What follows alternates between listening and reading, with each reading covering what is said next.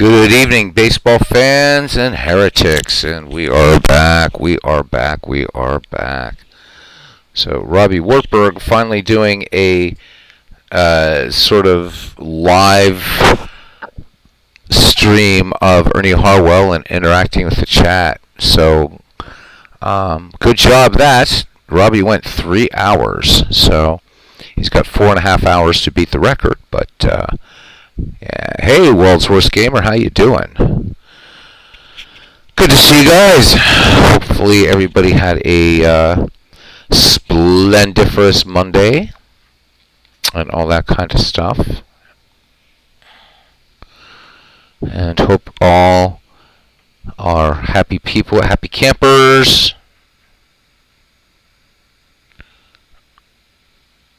Yep.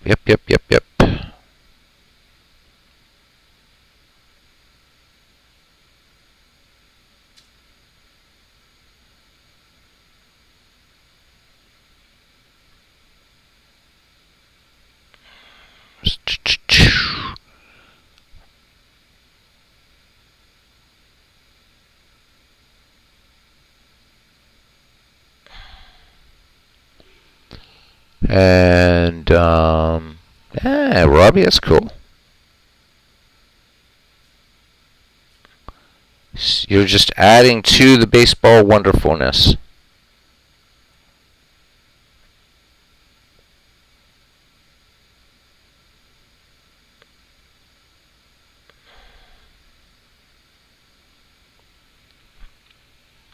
All right. So I decided to take the decade teams and assign them the names of ancient heresies.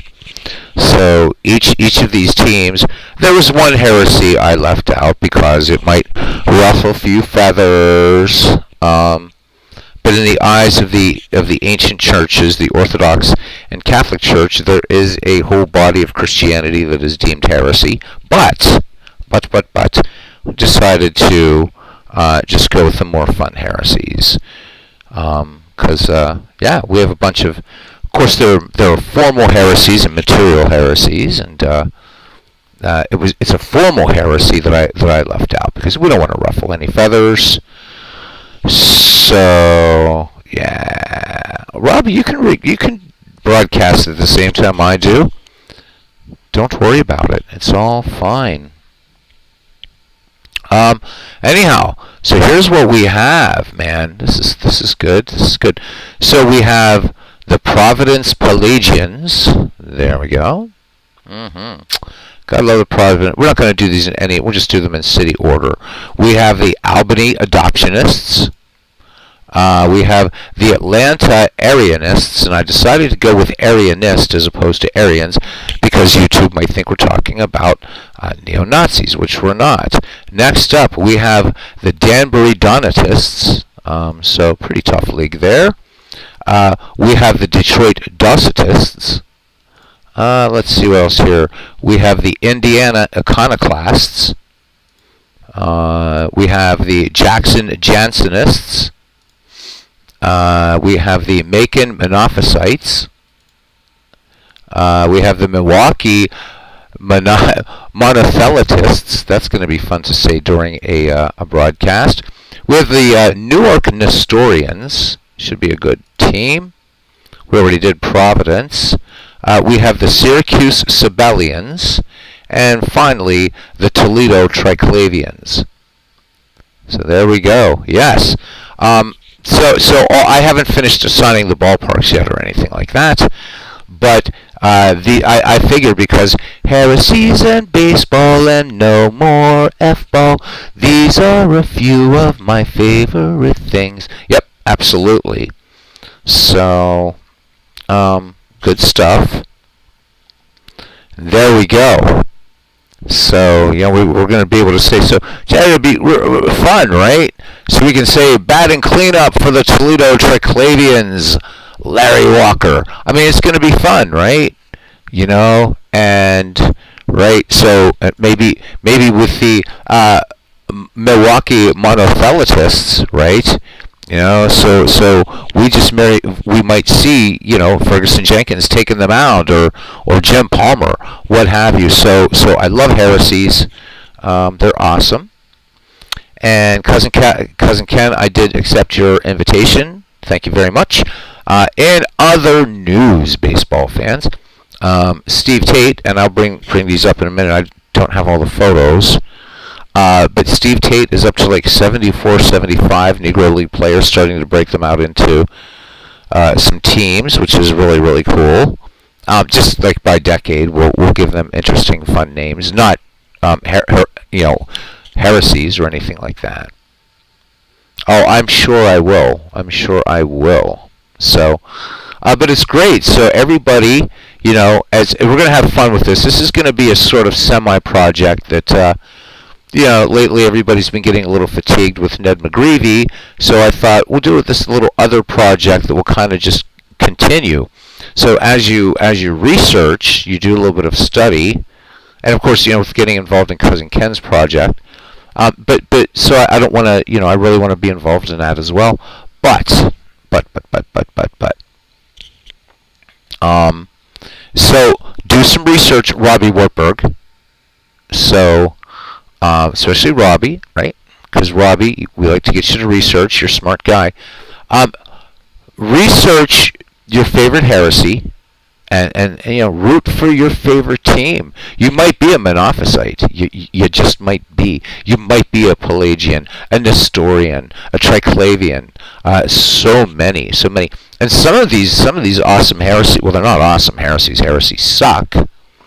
But some of them. Exist today. So Arianism is expressed by the Jehovah's Witnesses, for instance. How about that? Sabellianism is expressed partially, at least in Mormonism. So good stuff. You'll still find some Nestorian churches in Iran. So good stuff. Hopefully that Big Clue will come in, because he's going to recognize all of these. The iconoclasts.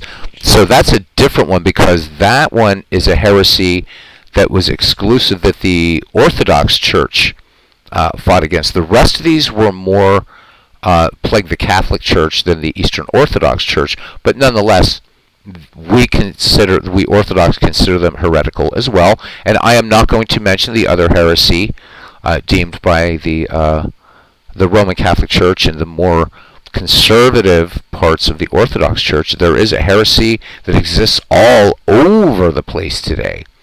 But I don't want to piss anybody off, so I almost put it in there, and then I decided not to. So, these are good heresies, though. Yep, these are good heresies. And I was thinking about naming the ballparks after the ecumenical council, so Nicaea and Jerusalem and all that fun stuff, But we're not going to get too heavy into it. It's just this is going to be educational, baseball and heresies, man. This is good stuff. We're not talking about conservatism, World's Worst Gamer, so we're not going down the political spectrum. I'm talking about religious heresy. All right? So, nice try, mate, but you're not going to get me to go. I'm not going to talk about conservatism or liberalism, either classical or modern. These are things, except for iconoclasm, all the others deemed heretical by the Catholic Church at one time or another throughout history, dating back to the earliest days, if you will. Arianism actually goes back to Arius was the bishop who converted, who baptized the Emperor Constantine. And Arius was slugged by Santa Claus. Literally. Saint Nicholas just went over and just gave a good kapow to Arius for his heresy. So beautiful stuff. Love heresies. But anyhow, just root for your favorite heresies, and if you're not into that, just root for your favorite decade. Because you can see the 1970s are the Monothelites, and of course, Providence. You guys are the Pelagians, and I kind of dig Pelagianism as a heresy. I do. The Jansenists, they're kind of cool. So there we go. Good stuff. Good. Yep. Yep. Well, you are relaxing. This is meant to be fun. It's meant to be fun, right? It's just about ancient heresies and baseball. And I thought rather than trying to come up with regular old baseball names, why not just use heresies? And I'm going with it. I'm going with it, baby. All right. Now, that being said, I can't show you pictures, but I am going to bring up what Steve has done thus far with the Negro Leagues, and then we'll just play a game of something or other. Who knows what. All right, so you can see here that he's starting to break these down into decades. So these are not complete. I'm guessing these are obviously not complete teams, but we're starting to see more Negro League players. So we're seeing that Rube Foster is actually in the era that he belongs. But we can see some new names like Regino Garcia, Grant Johnson. I almost said Grant Jackson. Carlos Moran. Let me see, what else do we have here? If we go to 1910 to 1919, Pete Hill, Gervasio Gonzalez, Joe Williams, Jose Mendez. 1920, 1924, the most filled out probably.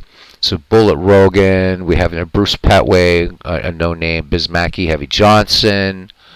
Got some great players. There's Bingo DeMoss, Pop Lloyd, Louis Santop, Hall of Famer, Cristobal Torriente, Hall of Famer, Oscar Charleston, probably the greatest of the Negro League teams.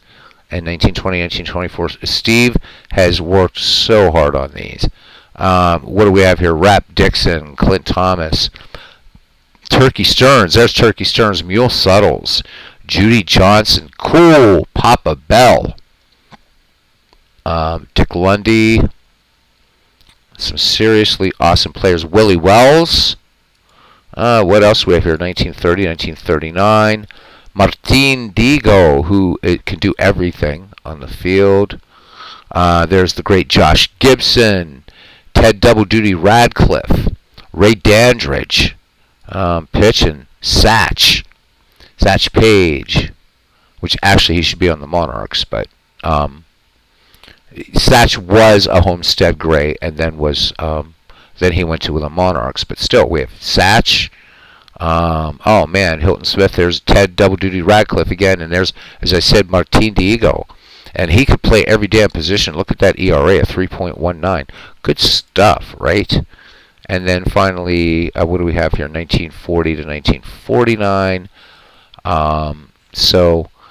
Alejandro Crespo is in here. So Quincy Troop, Buck Leonard, the Black Lou Gehrig is in here. So this is Steve has just done amazing work. These aren't ready to play, obviously, but he's done great work. And it looks like he's going to be kitting this out for 10 teams, which is good because we're not going to just get all the monsters of Negro League Baseball. So we're not only just going to get the elite, but we're going to get some very good and even merely good players, which is really good, I think, which is really, really good. Yeah, you would have picked favorite foods instead, and there's certainly nothing wrong with that. However, I just decided to go with Heresies, and that's fun. And like I said, I left out the big one. To so that we don't get into major debates. However, on my new YouTube channel, that's going to be one of the other things I'm going to be getting into is apologetics. And that doesn't mean apologies. Of course, as you guys know, apologetics means to defend. And I will be addressing that modern huge heresy. But that's going to be in the other channel that you guys will have to just find by accident, I guess. I am going to do it, Cousin Ken. I am all about it. So it'll be good stuff, and maybe I'll get some people accidentally stumbling in here thinking, wow, okay, he's into heresies. He hates F-ball and apparently loves baseball. So good. Wow. What else is going on in the world of baseball? Well, real baseball coming back soon, right? I don't know when that thing is called the F-ball or F-ball, the Stupor Bowl. That's like in 2 weeks, I think, or something. So pitchers and catchers will be reporting. I'm guessing I'm guessing, comrades. Oops, there I used to. Anyhow, I'm guessing it's probably on the 12th, which means pitchers and catchers will start reporting the week of the 13th. Or if it's on the 19th, it will be on the 20th. So, yeah, there you go. Big clue. So you oh, my girlfriend texted me something. Anyhow, so I went over all the heresies. Did you? Hopefully you heard them all. So, yeah, I mean, I picked some of the best ones. I didn't pick the big one, but you know, it's important. It's important. I think heresies are awesome things. Not from an Orthodox or Catholic standpoint, but I think they're just fun to study. So, welcome in, Big Clue.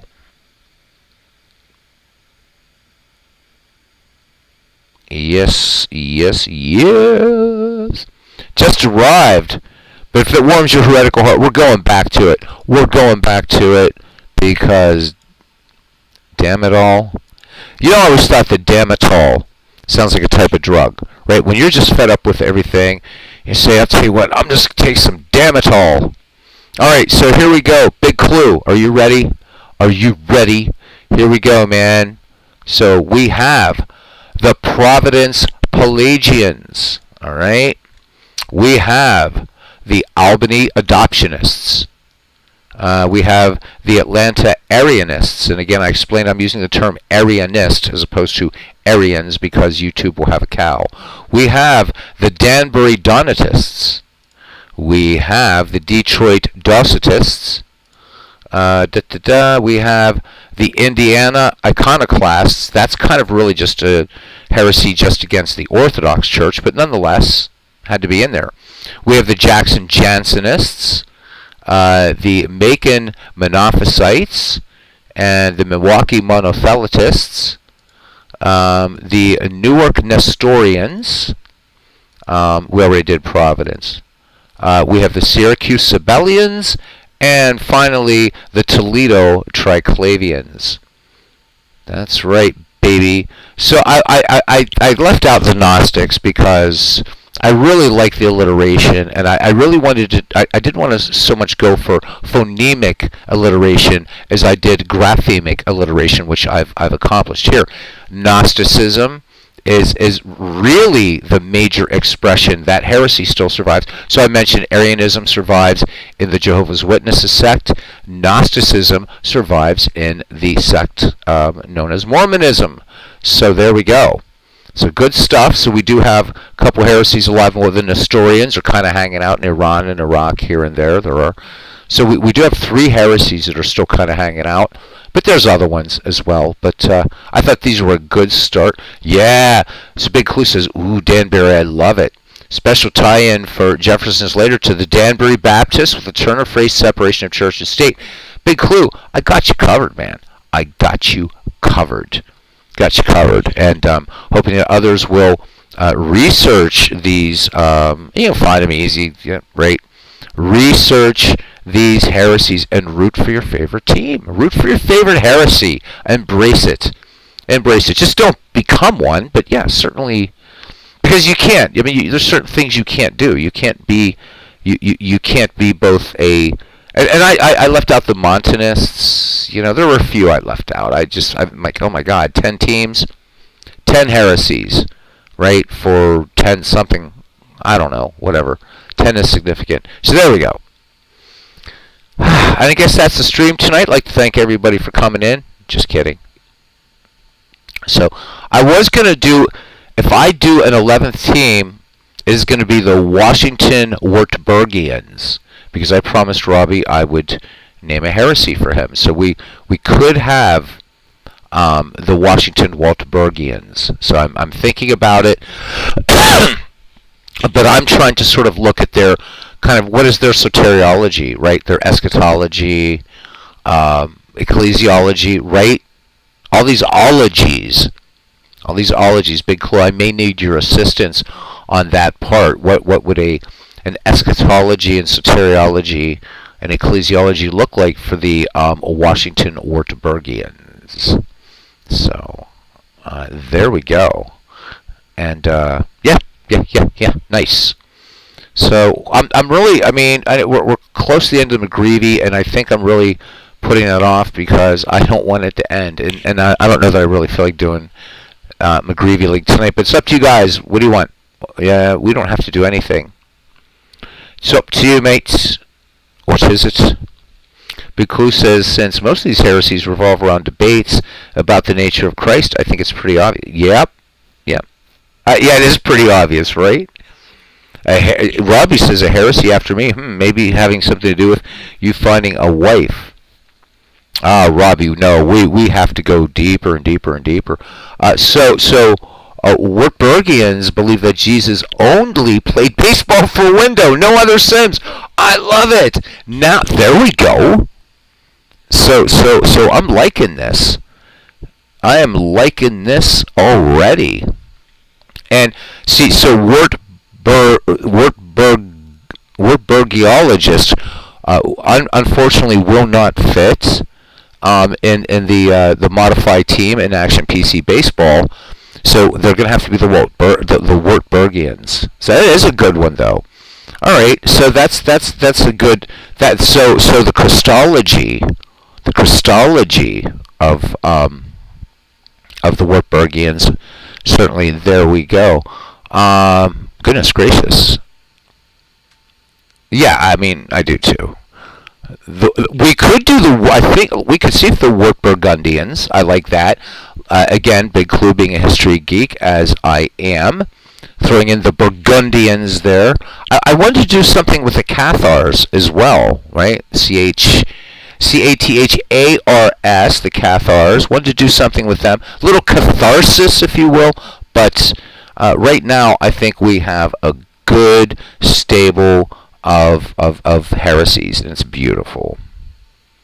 Opinion profoundly at odds with what is generally accepted. Nothing wrong with that when it comes to religion, as nobody can prove that God is real, and nobody can prove that he isn't. So there we go. Cool. Anyhow, it's all meant to be fun. So there we go. There we go. There we go. But I don't know what we're going to play now. I mean, but I just wanted to come on because, you know, I was kind of like just hanging out tonight. And I'm like, damn it, I'm really feeling the heresy tonight. I'm feeling it. Yep, I'm feeling the anathema, if you will, anathema. Yeah, right. So, play the name. It's the name game. Yeah, okay. So do Chuck, but without being right. You know, Chucky, Bo Bucky, Banana, but you can't do the F part for Chuck, right? Notice that they couldn't do Chuck when they did the name game.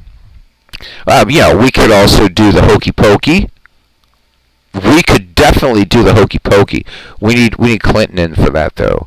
You put your left foot in, your left foot out. You put your left foot. I read a Shakespearean version of the Hokey Pokey, and I need to find it because it's bloody hilarious. It is funny, and I should find it and post it in here. So if you guys know that old tune from the 50s, the Hokey Pokey, somebody was brilliant. So Seattle runs this thing where it's like a contest, and you take something that's popular, but you put it into. So Shakespeare marks the beginning of modern English, right? Even though it's these and thous, it's still modern English. Middle English, of course, is Chaucer. But so and people would do this, and they did it with the Hokey Pokey song. I'm going to find it, guys. Talk among yourself, because this is funny. You have to know the song, though. Let's see. Hokey Pokey, is it Hokey Pokey Shakespeare style? Is this it? Here it is. Okay, so guys, it's coming in. You're gonna love this. You're gonna love it so much you're gonna puke. Trust me. All right. So let me do this because I'm just in a mood today. What can I say? Bloody hell. It won't let me do this. Come on, you bastard. All right. Now, oh my God, I have to split the sonnet in half, gentlemen. I must. But you're going to love this. You guys are going to puke like hard. You're going to puke hard. You're going to love it. Trust me. All right. So here we go. Read it and V and boom. Oh my God! It's still too big. Oh my God! Hang on, hang on. Did we even put it in there? No, we didn't. Okay. Command commence. So let's take this bit out. All right. So there's the first part, and then there's the second part, which is still too long. So let's do it like this, and let's Control X and Control there and Control V, and there you go. That's the hokey pokey. Oh, proud left-foot adventures quick within, then soon upon a backward journey lithe anon. Once more the gesture, then begin command sinistral pedestral to rive. Commence thou then the fervent hokey poke, imagiration hips in wanton swirl, to spin a wild released from heaven's yoke. Blessed dervish, surely canst go, girl, the hoke, the poke. Banish now thy doubt, verily, I say 'tis what it's all about. So there you go. There you go. So we had to split the sonnet because YouTube only allows 200 characters. So I had to split it up. But there it is. And if you compare it to the original Hokey Pokey song, I think this is just feckin' awesome, mates. It's feckin' awesome. How about it? So that's something to consider. Yes. So the next time you're out with your girl, your wife, whatever, look deep into her eyes and say these words. Amen. And we've had 3 viewers drop off since we've been doing some Shakespearean hokey pokey. Yeah, I know, right? What? YouTube only allows 200 characters. I've got 302 on the channel. Well put, Big Clue. So there we go, gentlemen. Now we even have a sonnet.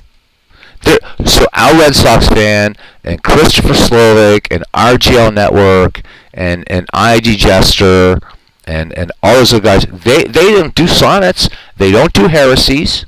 No, no, no. You only get the lowest quality here, gentlemen. Please remember that. The heresy scared them away. Ha ha. All right, good. Then I'm going to change my name to Torquemada eternally. That's what I'm thinking. Torquemada. He's a good guy. Thou art a poet, and thou dost not know it. Oh, Big Clue. Big Clue, he's getting in the spirit of it. He's getting in the spirit of it. Nice. Nice, nice, nice, nice. This is good. So, yeah. Robbie right now he's researching these heresies, and that's good. But yeah, so how could you sing that? So you put your left foot in, right? But you can't put, oh, proud left foot, the ventures quick within. Oh yeah, you can. Then soon upon a backward journey live, anon once more the gesture then begin command sinistral pedestal. Oh, you know what? That's it. I'm firing up my damn piano right now, and I'm gonna make a Shakespearean. I'm gonna do it in the Dorian mode. I'm gonna do it in the Dorian mode for you guys, just so you know. Dorian mode, lots of good old English stuff, right? If you want to hear what Dorian mode sounds like, listen to Scarborough Fair, that is written in the Dorian mode. I am going to write the Shakespeare version of this using a harpsichord sound, and I'm going to create the Shakespeare version of the Hokey Pokey in Dorian mode on a harpsichord, complete with trills and everything. I hope you guys will be down for that. And Cousin Ken, I got that ragtime tune ready. I got to convert it into a wave file, that little ragtime thing I wrote for some walk-up music for Slidin' Billy. Well, harpsichord, there you go. But you had the harpsichord before the soft loud. Now, how many people in here know what the soft loud is? Let's see. Can anybody guess? No Googling. What is the soft loud? The Inquisition. That's right. And Big Clue, let's say it together, my friend. Nobody expects the Spanish Inquisition, right? There we go. That's right, man. I'm in a mood. Big Clue says, well, of course you have to mention Torquemada. I've got Mel Brooks singing in my head, the Inquisition. Let's begin. Exactly. We have a mission to convert the Jews. Yep. And World's Worst Gamer says, Whiskey Tango Foxtrot. I've already moved on to the soft loud. To the soft loud. And it's actually quite ubiquitous, the soft loud. I should remind you, dear friends, and enemies listening later. So the harpsichord, in a mood, Glenn Miller beat you to the punch years ago. Exactly. We're having fun, World's Worst Gamer. We're having fun, right? So back when, but we'll get into this just really, really, really quickly. And it was something that St. Paul battled. There were early Christians who felt that people had to become Jewish before they became Christians, and there were other peoples that said to be a Christian you had to be circumcised, and St. Paul said, no. Mel Brooks being Jewish is just right, in his history of the world is kind of just talking about that. It's all it is. It is just fun. Just fun stuff. I happen to admire the Jewish people very, very much, and they worship the same God as I, so there we go. Although, one of the heresies on here would disagree with that. They would say the Jews do not worship the same God. So there you go. Fun stuff. Someone wants a lighthearted look at all heresies. Yep, check out the blasphemy scene from Monty Python's Life of Brian. Yep, he said Jehovah. I love that, right? And he keeps saying Jehovah, and bam, it's awesome. I love when they're picking out the stones, of course. And then it's all the women there in the beards, which, of course, women weren't allowed to take part in stonings.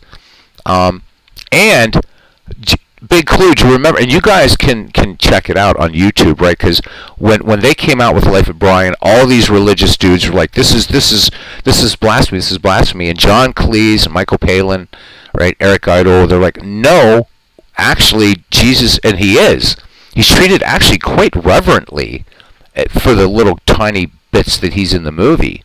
And they said, we're not making fun of Jesus at all. And if you watch the movie, you'll see it. There's nothing blasphemous. In fact, I have some Orthodox bishops and priests that absolutely, actually just about every Orthodox bishop and priest I've ever met are huge Monty Python fans. So, it's good stuff. Good stuff. A Big Clue, of course, that just made us want to watch it even more when we were kids. Exactly. Oh my God. Love Python, man. Love Python. Right, and even in the Holy Grail, right, God, right, so he's done speaking Arthur, right, and he's talking about, it's like those hymns, they're so depressing, right? But at the end, after he tells him to seek the Holy Grail, I like how, the clouds close, like doors, good stuff. It's good stuff. Love the Pythons. And if it wasn't for copyright strikes, we could just have a Monty Python watch party. But, damn it. There, see, Clinton knows his Monty Python. He says, I'll bet you robbed Lupin's too. Exactly. Dennis Moore, riding through the sword. Dennis Moore. Yeah, Dennis Moore, right? He took Lupin's and, right, stole from the rich, gave the poor, and it was just great. It was just, that's one of Python's sort of later Python sketch, shortly before Cleese left, actually. So good stuff. Welcome in Clinton Parks. And fun stuff. Yeah, from the very first season, Monty Python was already doing that, 1969. But they really were inspired by, Peter Cook and Spike Milligan, Peter Sellers. Good stuff. The Pythons. And yeah, I think Life of Brian is a great, it's a great primer, if you will, on blasphemy and heresy. Shame no camera. We could do the Ministry of Silly Walks. Exactly. Ministry of Silly Walks. Also, of course, right, the cheese shop, right? The cheese shop sketch, the parrot sketch is of course. I mean, it's just classic. Good stuff. Love the Pythons, man. damn YouTube and their copyright strikes. Because I think Cleese and Palin, they'd be like, yeah, you got a bunch of, right? They would love it here. They would be like, sorry, I don't know if they'd like the baseball part. What was it also, the thing, what was it, the Olympics for Twit? Or Twit of the Year. The Twit of the Year contest. Twit of the Year, gotta love it. Right? And I forget who won. But it was just beautiful, just beautiful. And of course the football game between the philosophers, like the continental German philosophers and the Greeks, beautiful stuff. These guys were brilliant. So John Cleese was actually a lawyer. Graham Chapman, I don't know if you guys know this. Some of you do. Was an MD. He was a medical doctor, and when they were on the set of Life of Brian, when he was offset, he would actually give the people who were shot in Tunisia, give them free health care. What an awesome person he was. Michael Palin is an historian. Eric Idle's advanced degree was in English literature. These guys were just all brilliant. Oh my God. I think Terry Jones was also, his degree was history. And all of them except Gilliam, they were all Oxford, Cambridge guys, and Gilliam, University of Minnesota, good school. So super smart. Jeez. Anybody's ex had the best treat of all. Went to a Python show in New York City. They were doing the Lumberjack song. Oh yeah, one of the Lumberjacks was George Harrison. Yes, Clinton. Yeah, Michael Palin was also an excellent geographer. What was that? He had that.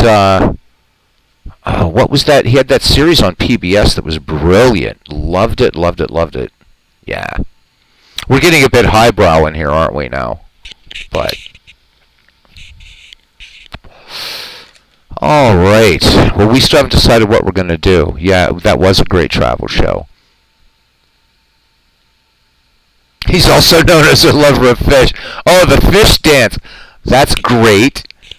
We don't have to play baseball at all. We can just talk Monty Python for the next hour or two, and I'd be like totally happy. The Philosopher Song. Immanuel Kant was a real percent, was very rarely stable.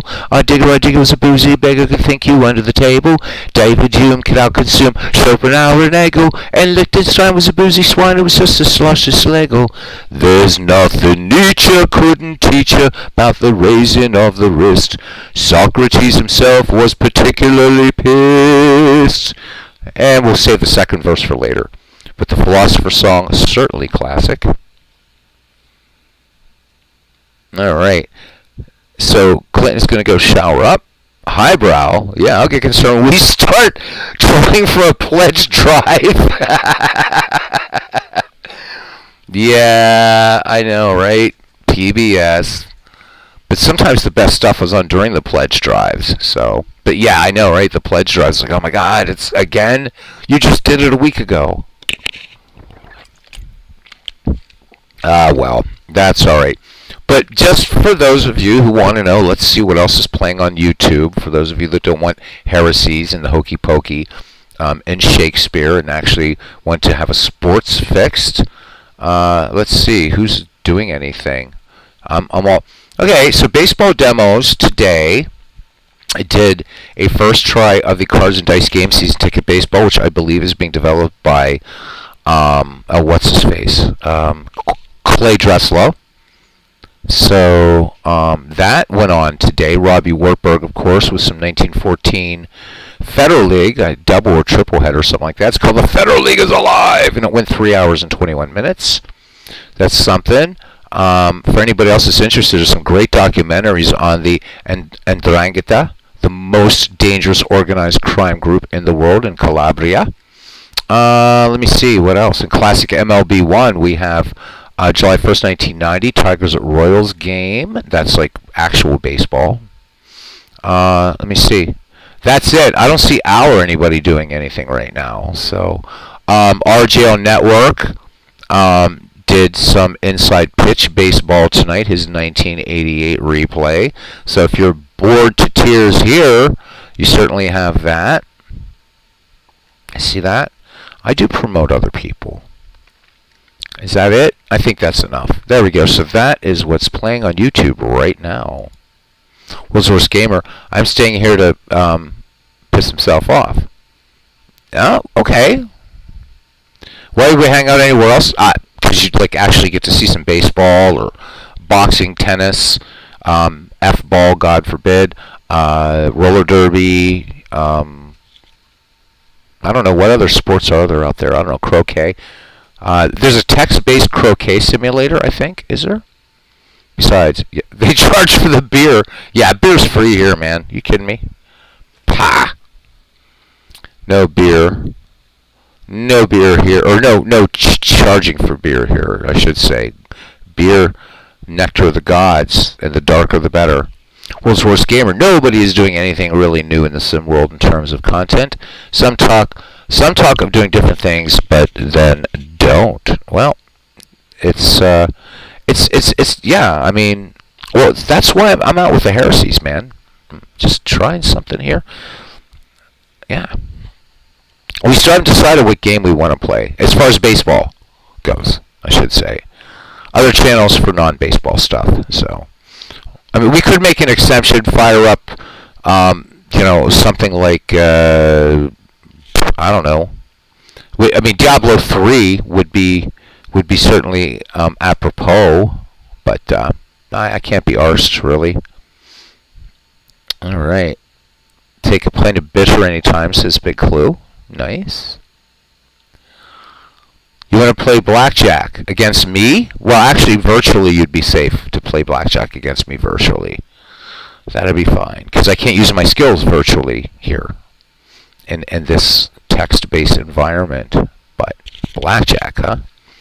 From a 5-deck shoe, I think.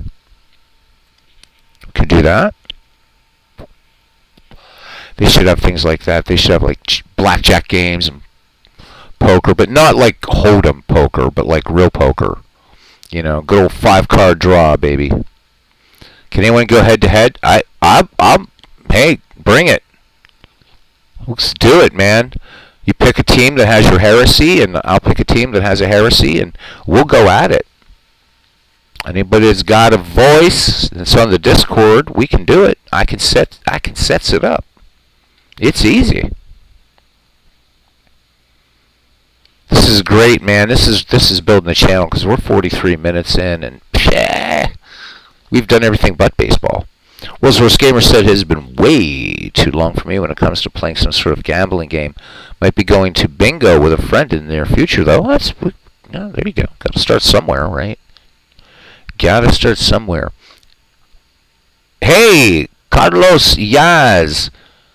How you doing, man? I'm not going to go back over all the heresies, but we did heresies already in Monty Python, and we did a Shakespearean sonnet version of the Hokey Pokey. We did that. Did I say we talked about Monty Python? Yes, we did. It was awesome. I sang part of the Philosopher's Song. And I'm still waiting to see what we want to play here baseball-wise. Oh, Big Clue. He says, that's so sweet. World's Worst Gamer has a friend. Robbie Wartburg's going to come in here with something. He said that he played bingo on the last cruise he went on, didn't win a cent. Dude, play blackjack. But I'll give you a tip. If you're going to play blackjack, sit at third base. You never want to sit directly to the left of the dealer. Sit at third base, whatever, right? You want to try to be, because blackjack, like most games, is dealt clockwise. Try to be, so if there's already 2 people at the table, sit at what's called third base. You get to see more cards that way. Good stuff. Never take an insurance bet. It's the biggest sucker bet in the world. So Robbie, there, I got you hooked up, man. Bingo's funny, man, because you get like all the old ladies, and man, they will curse out the bingo caller. Woo! It's this beautiful thing. It's a beautiful thing. I would go work in a bingo hall just to hear the old ladies cursing out the bingo caller. It's beautiful. I think everybody should go to bingo once just to experience that beauty. And I'm talking like a real bingo hall, dudes. I'm not talking about, like, the posh places. If there's a such thing as posh bingo. Get in there in a good church basement, buddy. Catholic churches got bingo all over the place. Go to a Catholic church basement, buddy, and yeah, I remember helping a good friend of mine take his grandma to bingo at St. Rose of Lima, and it was glorious, man. It was glorious. It cost you $39 to play bingo. Well, that's because you played on a cruise ship. It shouldn't cost you $39 to play bingo. Don't play on a cruise ship, dude. Go find yourself a Catholic church, buddy, and get in a hot bingo game there on a Tuesday night, pal. You don't want to go to a bingo game that's run by secular people. It's got to be in the Catholic Church to get the full effect. And no, they won't make you become Catholic. It's awesome. They welcome Protestants, Orthodox, and everybody. So, World's Worst Gamer says, my city was known as the bingo capital for a while. Casino came and ended that. Right? So, who wants to play some head-to-head baseball? Come on. Come on. Who has the cojones? Play some head-to-head baseball. Nobody? Then, okay. I don't know. I'll just hang out, man. Well, you want to? World's Worst Gamer wants to talk more heresies. That's cool. No, World's Worst Gamer. You see, even in humor, there is truth. So, yeah, we can do some heresies, man. I'm all about them. The Triclavians, they're like a weird heresy. We'll get into the Triclavians when we have a Toledo game. The Toledo Triclavians are the 1990s decade. So we'll certainly get into that. And also the differences between the Docetists and the Donatists, because they are not the same. However, there are interrelationships among these heresies that are just absolutely compelling. Compelling, I say. All right, since you kid, however, we'll just boot up something here. Where's cousin Ken Castro? Where is he? Where is that heretic? We'll let him pick two heretics, and we'll just play them against each other. And I promise, World's Worst Gamer, for tonight I won't actually provide color commentary with specific heresies. We'll just play it as a baseball game for tonight. Because if we don't pick something soon, I'm going to put on Ernie Harwell. So, Cousin Ken, there he is, you heretic. So from the top down, it's the 1800s, 1900, 10, 1920, all the way down. So if you want to pick two heretical teams, I don't have all the ballparks assigned or anything. So, I mean, Ebbets Field's in there like a shit ton, just because I just didn't do everything yet. World's Worst Gamer says, so the 1940s, let's see, the 1940s, would that be, no, that's the Monophysites, so I think it's Milwaukee, no, who is it? I have to go from here, so hang on, 1800, okay, so the 19th century, 1900, 10, 20, 30, 40, I think it's Syracuse, yeah, okay, so the Syracuse Sibelians, alright, versus whom?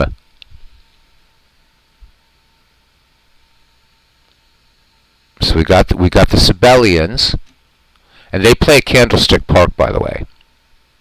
Don't know why. Okay, we have them. The 1940s are the Syracuse Sibelians.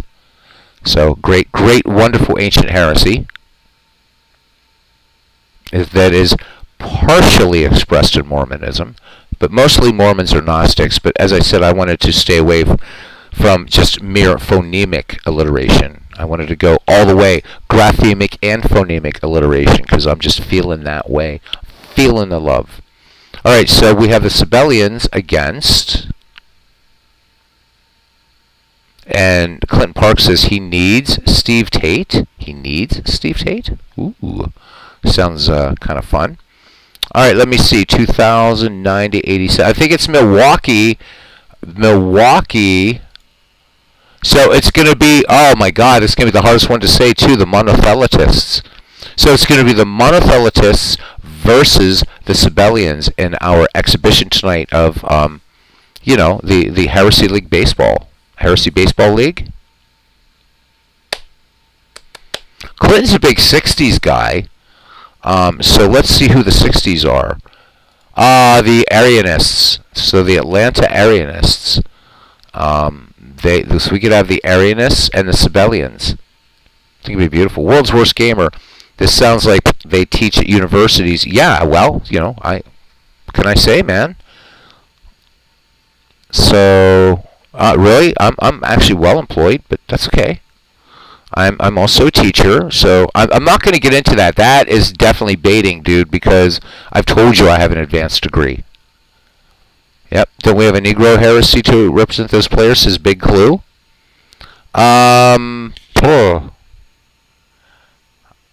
We could probably, if you really wanted to go, right? So the Ethiopian Church are Monophysites. The Baltimore Black Liberation Theologists. Oh, I like that. I like that. But here's the problem with that. So if you're an Action PC Baseball owner, you will know that in the team nickname, you can only go out so far, and there's no way we can do the Baltimore. No more way we could do the. We can't even do like Liberation Theologists, which is too bad. It was a heresy I seriously considered, but it won't fit exactly. Oh, the Commonwealth Coptics. Okay, so the Commonwealth Coptics will be the 2010s decade team that I'll put together, and then we'll be all hooked up. I got to keep the iconoclasts in there. Big clue. I'm Eastern Orthodox, so I have to keep the iconoclasts in there from Indiana. Clinton Parks says he has a slight problem with his 1929 season. He's getting both Negro leagues from that year. I don't have a schedule for the Negro leagues, but I know they played. Yes, they did. Wow, good luck finding a schedule. I would guess there is one. I like that, the Commonwealth Coptics. One of my professors was a Coptic. So in the Orthodox Church, Big Clues, we allow the Coptics to receive communion if there's not a Coptic Orthodox church nearby. So it's good stuff. Professor Berhani, who's a great guy. About 80 games each league. Yep. All right, let's do it, man. Let's do some Heresy Baseball. Oops. Let's do some Heresy Baseball. And we do need Steve Tate. We always need Steve Tate, don't we? All right, let's play an exhibition. And I don't know what the ballpark's going to be, and it don't matter to me. Ba-da-da-ba-ba-ba. All right, let me see. Of course, they're in bloody alphabetical order. So what did we say? The 70s and the 40s, right? 19th century, 0, 10, 20, 30, 40. So this is going to be Syracuse, which will make the Sibelians the home team. And then the 70s, right? Syracuse 40s, 50s, 60s, 70s. Looks like it's going to be Milwaukee. All right, this is awesome. And we're going to Candlestick Park. Let's do this. Robbie, why don't you go to Discord and let's play some head-to-head baseball? What do you say? Does that make you a masturbator? Wait, Todd B is... Oh, told me you have. Oh, yeah. Hey, and what's even worse, I turned down 2 doctorate degrees. All right. All right, here we go. So, Clinton's going to be all ears. He's going to do a McGreevy game. I know we got to end McGreevy soon. I'm just kind of sad that it's going to end. All right, here we go. All right. I'm going to leave these both at humans, so you guys could want to pick lineups among the heretics. You can. So starting with the Milwaukee Monothelitis, let's look at our pitchers. So we got Ferguson Jenkins, Gaylord Perry, Jim Palmer, Nolan Ryan, Steve Carlton, Catfish Hunter, Burt Blyleven, Tom Seaver. Yeah, so that would be our starters. There we go.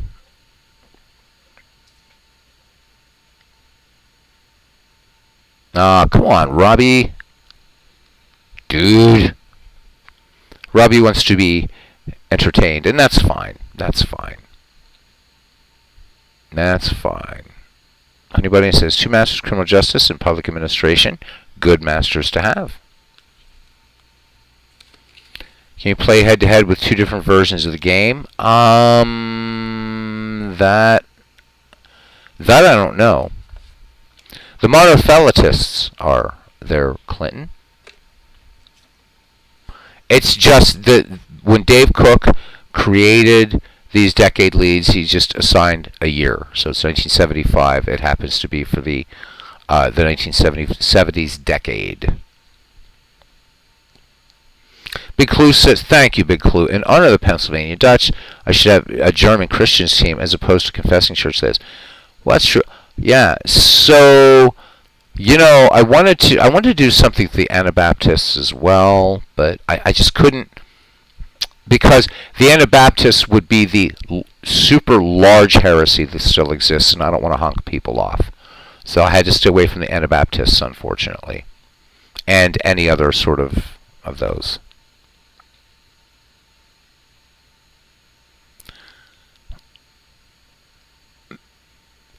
But there's a reason why. If anybody wants to know, I'll let you know in Discord. There is a huge heresy that still exists, and it's big.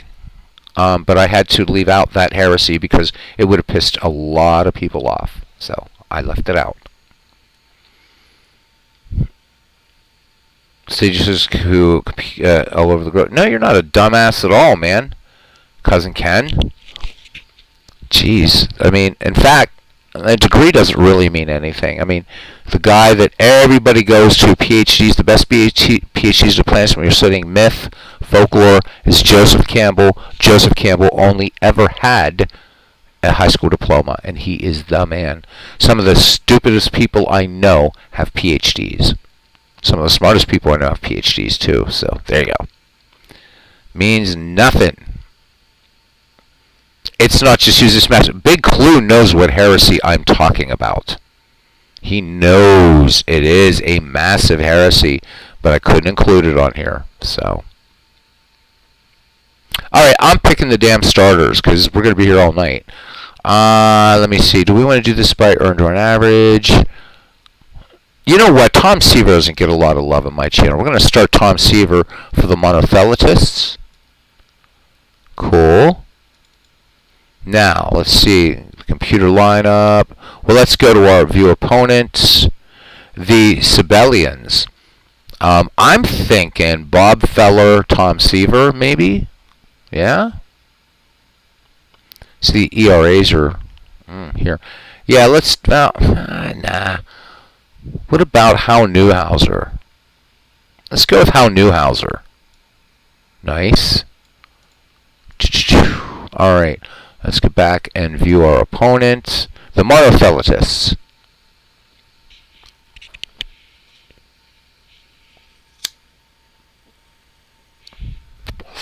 All right, let's look at our batters here for the Milwaukee monotheletists, and please feel free to look up the heresy and follow along if you'd like. We definitely got some dangerous hitters in here. We should probably look at OPS first. Wow, look at that. So Dick Allen with that OPS and 35 home runs. There's power on this team. It's crazy. Crazy. Let's just look at straight up good old-fashioned on-base percentage. I say we start Joe Morgan, or do we just let the computer create the lineup and save time and get into this? The huge heretics he's referred to in modern times are most commonly called Swifties, I believe. Fans of Taylor Swift. Big Clue hits it out of the park. Swifties. Let's see what the computer says. What the hell? And of course it wants to start Fergie Jenkins. And I said we're going to start Tom Seaver. So we're going to put Tom Seaver in there. All right, cool. Now let's go to our opponent. And computer says, and of course it took out Hal Newhouser, bastard. All right, there we go. Get in there, Hal. Get in there. All right, here we go. We're ready to start the game. I'm probably going to have to set up Candlestick because I didn't bother doing it. But here we go. Welcome to the, we need a better name than just the Heresy Baseball League, for God's sake. Right? Yep, they worship at the idol of her vacuous lyrics and sugar pop. And her high priestess is Nicki Minaj. And you're missing the church music. I believe in the church of baseball. I tried them all, but anyhow. There we go.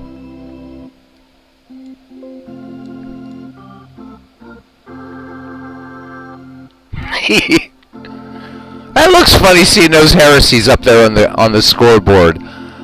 I just love it. I'm not good. So, great. It's Tom Seaver and Hal Newhouser. Now, Low Priestess. Exactly. Low Priestess. Let me set up this ballpark really quickly, gents, and then we'll have some fun. I think, or not, or everybody will leave. One of the two. All right. So reset labels. Yes. I like that it can actually find the park. All right. Here we go. See, to me, this in itself is almost heretical, except it's sort of Zen, so it's all right. Da da da da da da. Wow, we're gonna have some 1940s baseball on the old channel here. All right. Now, I will warn you guys though that when if I would actually do this as a season, there will be commentary on these heresies because again, I am all about the education, all about it. It's also the site of the Beatles' last concert. Not counting the rooftop in Apple, which was sort of a, yeah, let's do it, mates. Candlestick Park in August of 1966, and as they were being escorted out in an back of an armored car, they're like, enough of this. So this was it.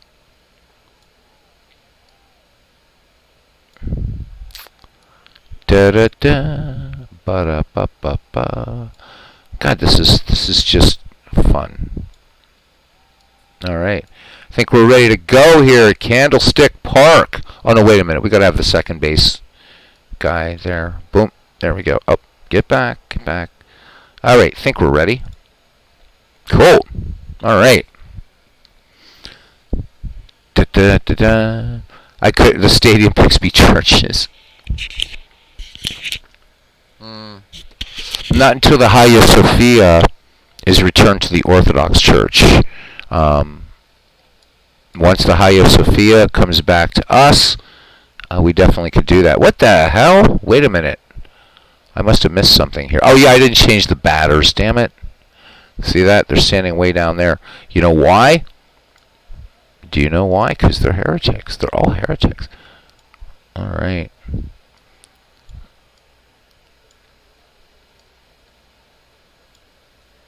And I guess we need a catcher here. All right. Smooth the grandstands back. That's good. That's good. Let's do this. All right. Here we go. Here we go. Here we go. Leading off, Joe Morgan hitting 304, 20 home runs, 78 runs batted in. It's the Monothelitis versus the Sibelians here in our exhibition of whatever we're going to name the league. Oh, I got to do one more thing. So I guess we'll let the Sibelians be the home team, right? Or the team being managed. Do we want to do that? No, because you guys like 70s baseball. So what we'll do is we will let the Sibelians be managed by the computer, and we can manage the Monothelitists. All right. All right, Newhouser peers in, has the sign from Frankie Hayes. Here's the wind and the pitch. Morgan chops on this one down the first base line. Coming in for it, the big cat, Johnny Mize, making his first appearance on my channel. And I want one more thing I'm going to fix because this needs to be medium. There we go. So we can see there's the big cat, Johnny Mize, Hall of Famer. All right, here's Bobby Bonds. Bobby Bonds hitting 276, 26 dingers, 91 runs batted in. Hal Newhouser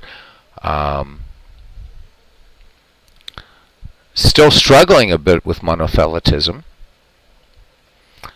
Two natures, but one will, says Hal Newhouser. Here's the 1-1 pitch. Bonds swings, and this one's sent down the line to left field, and Bonds pulls in with a 1-out double. So a runner in scoring position for the Monothelitis, and stepping in and batting third is Pete Rose, who is a heretic in any language, but still should be in the Hall of Fame. Pete Rose hitting .321, 9 home runs, 64 ribbies for him. Rose waits for the Newhouser delivery. The lefty kicks and fires. The 1-1 delivery to Rose. Rose base hit up the middle past Joe Gordon and Bobby Bonds rounding third, but they will flash the stop sign. So runners at the corners for the Monothelitists as the toy cannon Jimmy Wynn steps in. Wynn hitting .280, 41 home runs, 89 runs batted in. And if you remember the movie Apollo 13, you get to see a quick little of Jimmy Wynn hitting a home run. Well, the NASA guys are watching that before all hell broke loose. Wynn steps in. Hal Newhouser from the stretch to Jimmy Wynn. And Jim Wynn lays off the 3-0 pitch and draws the walk. So bases loaded with Monothelitists. And that brings up Mike Schmidt, 279, 43 home runs, 107 runs batted in. As Big Clue says, Rose just hasn't had his Augustinian-type conversion to legalism yet. Well done. Well done, Big Clue. Todd B. is just coming in looking pensive. I like that. The not the 9 o'clock Heresy League. If I can make that fit, that's the name. Yes, that is what the baseball clip was. In fact, if you look on that baseball clip that the NASA whatever specialist was watching, you will see Jimmy Wynn at the bottom in that 1970s captioning style. So, yep, it's Jimmy Wynn. All right, bases loaded, one down for the Monothelitists, and here is the dangerous Michael Jack Schmidt, Newhouser from the stretch. The 0-2 to Schmidt, and Schmidt swings and misses, and I mean, he was going out for that Marlboro sign out there in left center. So 2 down, and stepping in now, Ted Simmons hitting .302, 20 home runs, and 94 ribbies for the Monothelitist catcher. Lefty Newhouser kicks and fires, full count, and Simmons chops this down the first base line. The big cat Johnny Mize has it. Will take it to the bag himself, so the Monothelitists leave him loaded, and we go to the bottom of the first. No score. Now, due up for the Sibelians will be Wally Moses. Seaver's numbers, 2.27 earned run average. He's 19-10, 277 and 2/3 innings pitched. He has walked 68, struck out 242. Tom, terrific indeed. We will be returning to the Ned McGreevy League, guys, probably tomorrow night, unless I go drinking. Even if I go drinking, we're going to, because I have off Wednesday. All right. So Wally Moses, he's hitting .302, 15 home runs, 57 runs batted in. Seaver kicks in, fires the 2-1 delivery. Moses, hard ground ball to third. Schmidt up with it, on to Steve Garvey, and Moses is out. Moses playing for the Sibelians. How about that? All right, here is Dom DiMaggio. 294 hitter, 8 home runs, and 67 runs batted in for, of course, 3 DiMaggio brothers in Major League Baseball, Joe, Dom, and Vince. Vince with the Pirates, Dom with the Red Sox, and Joe DiMaggio with, those other guys. All right, Seaver kicks and fires, 0-2 delivery, fastball, and swing and a miss. DiMaggio swings through that one. Seaver picks up the strikeout, his first of the game. Now batting third for the Syracuse Sibelians, the Splendid Splinter himself, Ted Williams. I like it. Splendid Splinter, Syracuse Sibelians. It's all about the alliteration. Williams hitting .354, 33 home runs, 120 runs batted in. Seaver, oh no, we're good. Seaver to the Sibelian Williams, and Williams sends this Deep to right, Bobby Bonds back at the corner will make the catch. No runs, no hits, no errors. We've played one, and we are scoreless. The Monotheletists will send up Steve Garvey now to face Hal Newhouser. Newhouser with a strikeout and a walk in the game. Hayes sets the target. Newhouser, the lefty, deals. And Garvey sends this first pitch, routine fly ball to right. And Moses under it. And not only destroying the golden calf, breaking the tablets in anger, but making the catch. Dave Concepcion now, recently of the Big Red Machine, hitting .289, 9 home runs, 70 runs batted in. Newhouser cranks and fires the 0-1. Concepcion gets this bunt down, and Concepcion aboard with a bunt base hit. And that is the third hit for the Monotheletists. As Big Clue is just going on and on. Our Lady of the Iron Ruler, Marge Schott. Todd B is coming up with... hard to say, Robbie. Hard to say. All right, Concepcion on at first. Dave Concepcion with 20 steals last season. And by the way, again, we're using the baseball history collection for this this Heresy League. Not the 9 o'clock Heresy League. I'm loving that the more I hear it. Tom Seaver hitting 163, 6 runs batted in. Newhouser checks Concepcion at first. Here is the delivery by the southpaw. Up, throws over. Concepcion back ahead of the tag of Johnny Mize. Newhouser now comes home with the 0-2 delivery. And Seaver, a swing and a miss. 2 down. Newhouser picking up his second whiff of the game.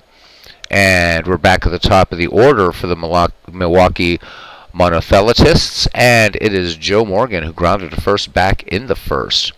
Newhouser deals now the 2-2 pitch. And there was a little motion there by Concepcion. Joe Gordon up with it on to Johnny Mize to retire Morgan. And the side, no runs, 1 hit, no errors, a man left. We go to the bottom of the second, and we are scoreless. Johnny Mize steps in now. Mize hitting .315, 21 home runs, 113 runs batted in. Mize looking around to see if there's any Brooklyn Dodgers on this team.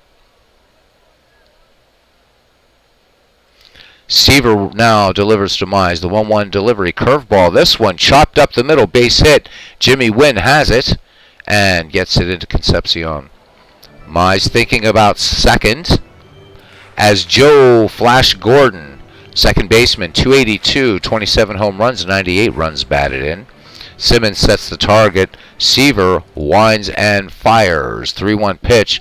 And Gordon lays off and draws the walk. So Tom Terrific giving up his first walk to accompany his strikeout. So curve just missing low and outside to Gordon.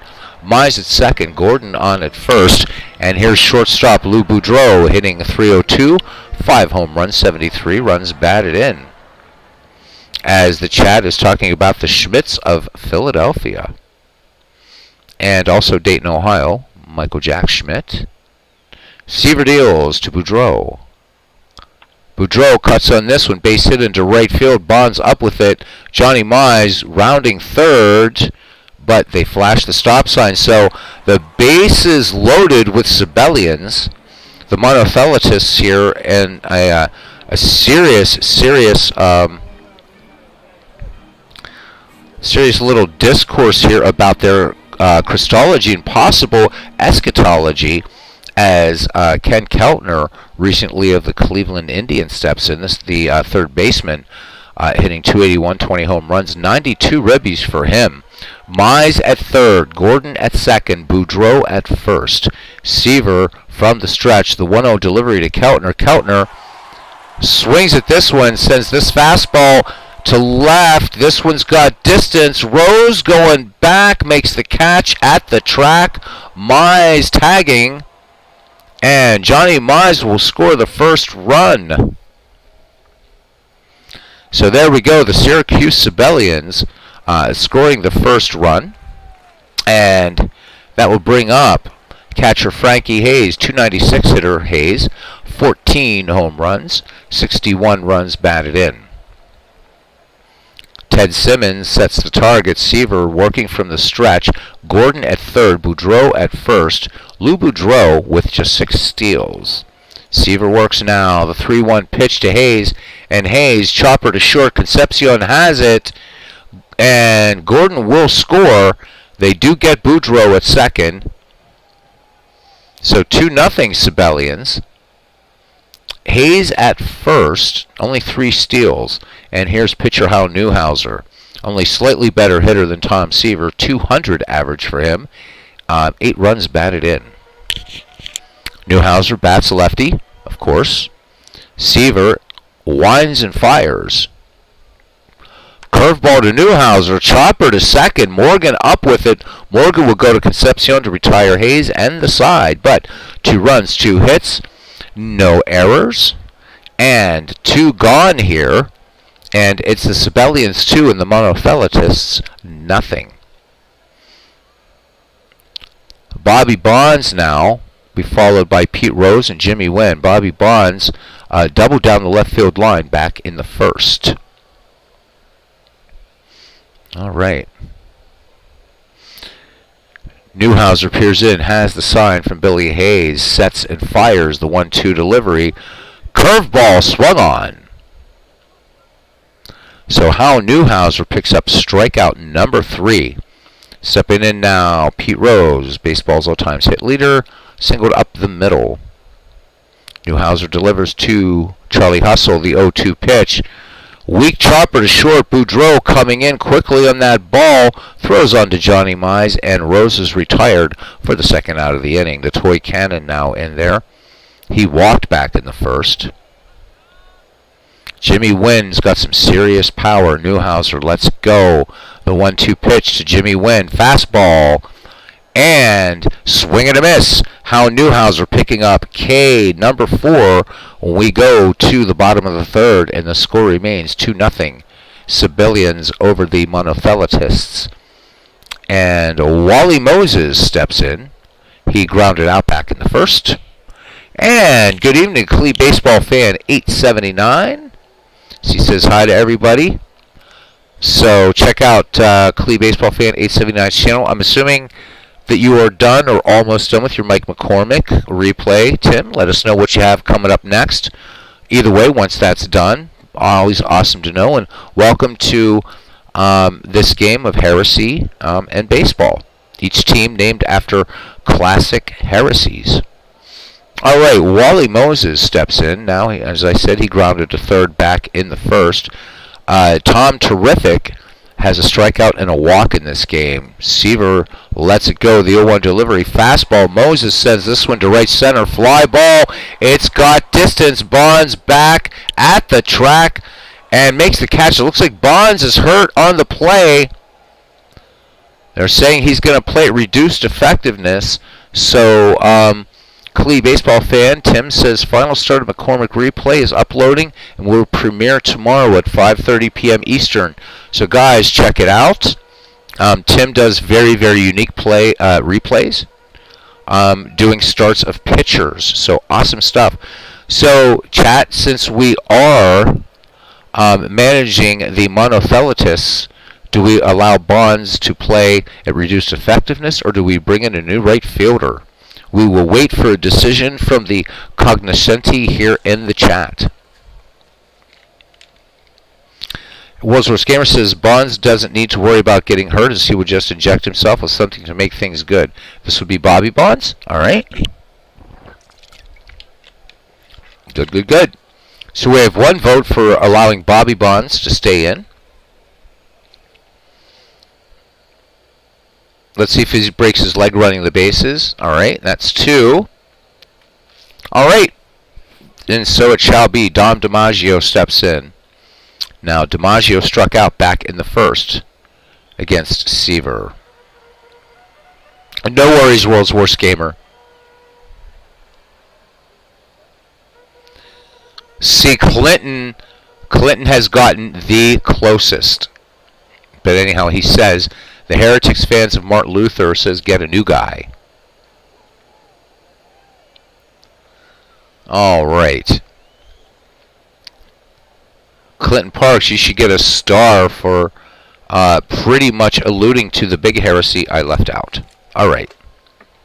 So DiMaggio in there. Ted Williams on deck. Seaver with a 3-1 delivery. DiMaggio sends this one to right center. Bonds going back. This one very deep. Bonds making the catch. So he doesn't seem to have lost a lot out there in terms of getting to the fly ball. So 2 away, and here's Ted Williams. He is nothing for 1.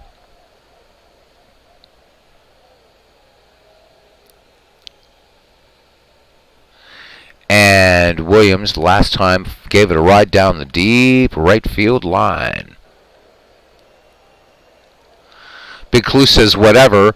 Luther wouldn't pull the pitcher because of lack of performance. He didn't believe in judgment based on works. Well done, Big Clue. Big Clue is on it. He gets it. All right. And of course, Martin Luther would rather, which is what he wanted to do, was excise the book of St. James from the New Testament. And then Philip Melanchthon said, Marty, you shouldn't do that. So then Marty said, well, then I'm just going to add this alone to Romans, which prior to Martin Luther never appeared. So there you go. Martin Luther, a busy guy with the stats apparently. Seaver deals now to Williams, the 3-1 delivery, and Williams lays off and draws the walk. So the Splendid Splinter aboard, only 2 steals. We know Ted was all about just jacking the ball everywhere. And here's the big cat, Johnny Mize, singled back in the second. 2 down. Seaver brings it home. Full count to Mize. Fastball. Mize lays off, so Seaver having some control issues here. 2-1. Williams at second, Mize at first. And that brings in Joe Flash Gordon. Gordon walked back in the second. Simmons sets up. Seaver delivers 3-1 to Gordon. And Gordon misses, and here we go again. Yet another bases loaded situation. And so the Sibelians now looking to add to their already 2-0 lead. Boudreau is 1 for 1. Grounded a single back in the second. Here we go. Seaver from the stretch, the wind, and the 2-0 pitch. Curveball. Boudreau pops this one high on the infield. And Concepcion and Morgan both converging on it. Looks like Concepcion will take it in for out number 3. No runs, no hits, no errors, and they leave them loaded. We go to the top of the 4th. It's the Sibelians 2, the Monotheletists nothing. Baseball is synonymous with the Bible, of course. Yes, Genesis 1:1 begins with a ball game in the beginning. Big Clue hitting it all over. Hitting it all over. What's Big Clue saying? Never mind. Since world's worst gamer? Yes. There's all kinds. In fact, I don't know if you remember this or not, in the year 2017, the World Lutheran Congress issued a global apology for Martin Luther's anti-Semitism. He was a rabid anti-Semite, and in fact, if you read his writings, and if you didn't know it was Martin Luther, you would think it was Heinrich Himmler. So Big Clue is not making a controversial statement. The World Lutheran Congress literally issued a global apology on the 500th anniversary of the Protestant Reformation. Luther absolutely despised the Jews. He did. Yep. All right. So there we go. That's settled now. All right. Here is Mike Schmidt to lead it off for the Monotheletists here in the top of the 4th. Schmidt struck out against Newshauser back in the first. Newshauser has whiffed 4 and walked 1. So we're getting a little nice combination of baseball known by everybody in the sports community, 1970s and 1940s, which really doesn't get a lot of love here, but we're changing that thanks to Cousin Ken Castro for choosing a 1940s team. Newhouser delivers to Schmidt. Full count to Schmidt. Fastball. Schmidt walks. So Mike Schmidt aboard. 12 steals. And here is Ted Simmons. I keep wanting to call him Al Simmons. Definitely not in the same league. Ted Simmons grounded to first, back in the first. Schmidt with a bit of a lead. First, lefty Newhouser checks the runner, has the sign from Billy Hayes, and sets and fires the 1-1 Ted Simmons routine fly ball to center field. Dom DiMaggio sets his sights on it, brings it down into the glove, and Schmidt gets back to first. David Little needs to be here. Big Clue says second Timothy, I would say second Saint Timothy, 2:5 explains why Bonds, Clemens, etc. aren't in the Hall of Fame. Titus 3:10 instituted the three-strike you're out principle. Big Clue, you're loving it, man. You're loving it too much. No, you're not loving it too much. You're loving it, period. It's just awesome. All right, here is Steve Garvey. Garvey, nothing for one. Fly to right center, back in the second. Newhouser checks Schmidt at first. Here is the 2-0 to Steve Garvey. Curveball chopped on. And this one, a bounding ball to third. Kenny Keltner up with a long throw across the diamond to Johnny Mize in time to retire Garvey. Schmidt will make second. And here is Dave Concepcion. Bunt single back in the second for him. I'm loving the Bible quotes. They're coming thick and fast. Love it, love it, love it. Newhouser delivers to Concepcion. Payoff pitch to him. Fastball missing, and another walk by Newhouser. So that is walk number 3 to accompany his 4 strikeouts. 2 aboard. Schmidt at second. Concepcion at first. And here's Tom Terrific. Nothing for one. Struck out back in the second. Newhouser would like to see that happen this time. The southpaw winds and fires. 2-2 to Seaver, and Seaver does indeed strike out. That's number 5 for Newhouser. Inning over. No runs, no hits, no errors. 2 left on. We go to the bottom of the 4th here in San Francisco, and it's the Sibelians 2 and the Monotheletists nothing.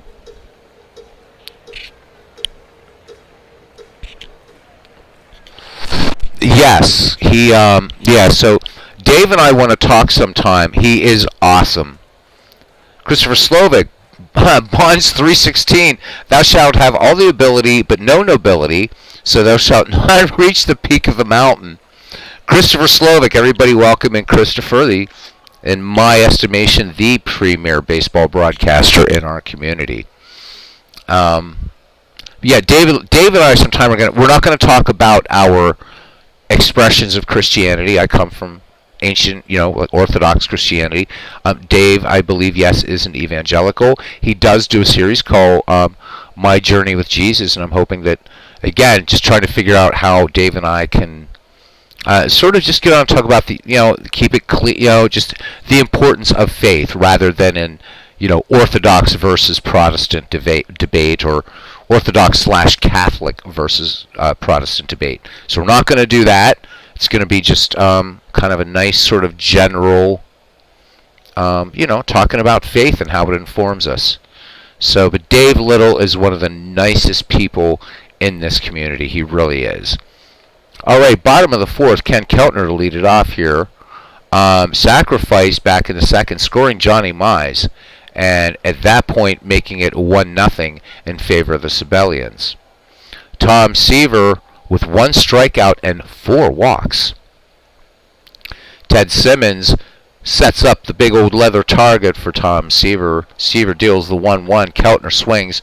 This one a comebacker. Coming in behind the mound is Joe Morgan, and the quick throw onto Steve Garvey, and Ken Keltner is out number 1. I keep calling him Billy Hayes. It's Frankie Hayes, catcher. He grounded to short, scoring Joe Gordon, making it 2-0 in favor of the Sibelians over the Monotheletists. Seaver deals. 1-1 pitch. Curveball. This one's sent to center field. The toy cannon going back a few steps, and he will make the grab. 2 away for pitcher Hal Newhouser. Newhouser is 0 for 1 in today's Heresy contest, I should say. He grounded to second. Simmons sets the target. Newhouser steps in there, kind of resting the bat on his shoulder a little bit. Seaver lets it go. 1-2 delivery, and Newhouser Big swing and a miss. No runs, no hits, no errors. Nobody left. That's strikeout number 2 by Seaver. And we go to the top of the 5th, and the score remains 2-0. Joe Morgan, nothing for 2 in the game. He is grounded out twice. First to first and then to second. Newhouser would like to see him ground to third and get the trifecta. Newhouser with the 0-2, and Joe Morgan this time sends this out to right field. Wally Moses going back on it and makes the clean pick, 1 away. Bobby Bonds playing with a little slight injury in the game. Doubled back in the first, struck out in the third. And here's a delivery from Newhouser. Little bunt by Bonds, trying to catch him napping. Mize up with it, on to Joe Gordon, covering on the play. 2 up, 2 down. Charlie Hustle now in there. He is 1 for 2. Singled in the first, grounded to short in the third. Frankie Hayes sets the target for Newhouser. Newhouser shaking him off. Now he has one he likes. Here's the 0-2 delivery. And Rose, base hit up the middle. Newhouser probably should have gone with what Hayes was calling first. So Rose aboard, dangerous base runner. 10 steals, but as we all know, Charlie Hustle could turn a little bunt. He could advance on a bunt to third if he wanted to. Crazy, crazy. All right, the toy cannon, nothing for 1. He's walked and struck out. The monothelitis looking for a big shot here by the toy cannon, again coming into the season with 41 home runs. Newhouser checks Rose at first, throws over. Rose diving back just ahead of the Mize tag. Newhouser now deals home the 2-1 delivery to Jimmy Wynn. There goes Rose. Wynn fouling this one on the third base side. This one will bounce into the seats. Count even as Wynn steps back in the box. Newhouser comes home with it. And Jimmy Wynn swinging. He was way ahead of that pitch. So Seaver picking up strikeout, or I'm sorry, Newhouser picking up strikeout number 6. Side retired. No runs, 1 hits, no errors. A man left. And a man left. That is some eschatology right there. And certainly some soteriology, if you'd like to consider that. Bottom of the 5th. It's the Sibelians 2, the Monothelitis, nothing. Wally Moses, nothing for 2. And I will make a disclaimer that in no way in this channel should either the winner or loser of this game be rather an endorsement or a declaration of victory of any heresy. Any reproduction, reuse, or rebroadcast of these heresies only by written consent of the First Council of Nicaea. All right, Wally Moses, nothing for 2. Seaver delivers to Moses, the 0-2 delivery. Moses cuts and misses. How about it? You just gotta love it. Because Moses tapped on the rock 3 times. And Wally Moses struck out. You see where we're going with this. Great. All right, Dom DiMaggio is nothing for 2. He struck out and fly to deep right center. I really need to get a life because I don't know why these thoughts come into my head. Unbidden, I might say. Seaver delivers to DiMaggio, the 1-1 delivery. This one fouled to the right-hand side. And Garvey tosses that souvenir into the stands. 1-2 now to Dom DiMaggio. Fastball chopped down the third base line. Schmidt making the good throw. Good play and good throw on that. So Schmidt had to get off going toward foul territory. So 2 down on the 5-3 put out. Bases empty for Ted Williams. Walked into third and he flied out back in the first. Seaver comes home with it. 2-2 pitch, and Ted Williams base hit into right field. Bobby Bonds up with it. Williams will hang out at first base. All right.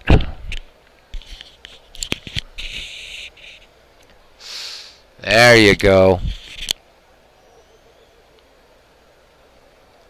And Christopher greeting everybody. Good stuff.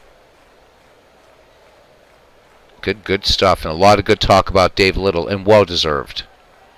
Johnny Mize, 1 for 1, batting with 2 down. He singled and walked. Conservative lead by Ted Williams off first, and this again has nothing to do with Heresies. And Seaver delivers now. My swings, base hit into right field. Williams rounding second. Bonds up with the ball, and Williams will make third in a play. So runners at the corners.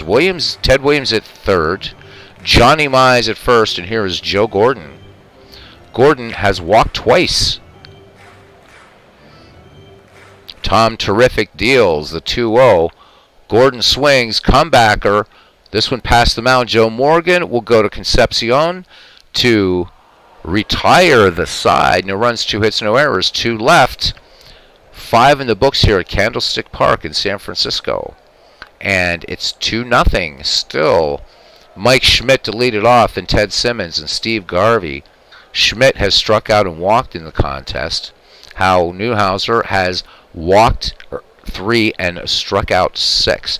Newhouser the 2-0, and comebacker to the mound. Newhouser has it on to the big cat to retire Schmidt for out number 1. Ted Simmons, who had a brief and very unproductive association with the Pittsburgh Pirates front office, so in my book, a major heretic for not really doing nice things for the Pirates, steps in. He grounded at first and flied to deep right center. Newhouser delivers the 1-0 delivery. Base hit into left for Simmons. Ted Williams up with it, practicing his swing out there in left field. So Ted Simmons aboard, and that brings up Steve Garvey. Garvey is nothing for 2. Fly to right center, grounded to third. 1 out. Newhouser delivers the 1-1 pitch. Curveball. Garvey popped up on the infield here. Boudreau waving off all and sundry and Ken Keltner, and he will make the catch for the second out of the inning. So Newhouser, the 5-hitter, still going here. Dave Concepcion, bunt, single, and walk. 2 down here. Simmons at first. Newhouser delivers the 0-1 pitch. Curveball swung on, base hit into left. This one pretty sharply hit too. Williams up with it. Simmons thinking about third, and he will make it. This one kind of close, but Keltner not able to get the tag down in time. So 2 in scoring position here for the Monotheletists in the top of the 6th. Simmons at third, Concepcion at second, and here comes Tom Seaver. Seaver has struck out twice, so 2 in scoring position, 2 down. Hal Newhouser looking for strikeout number 7. Here is the 1-2 pitch. Hayes goes out, has a quick word with Newhouser, and he comes home with it now. And Seaver strikes out again. 7th strikeout for Hal Newhouser. No runs, 2 hits, no errors, 2 left. And we head to the bottom of the 6th inning. It's the Sibelians 2 and the Monotheletists nothing.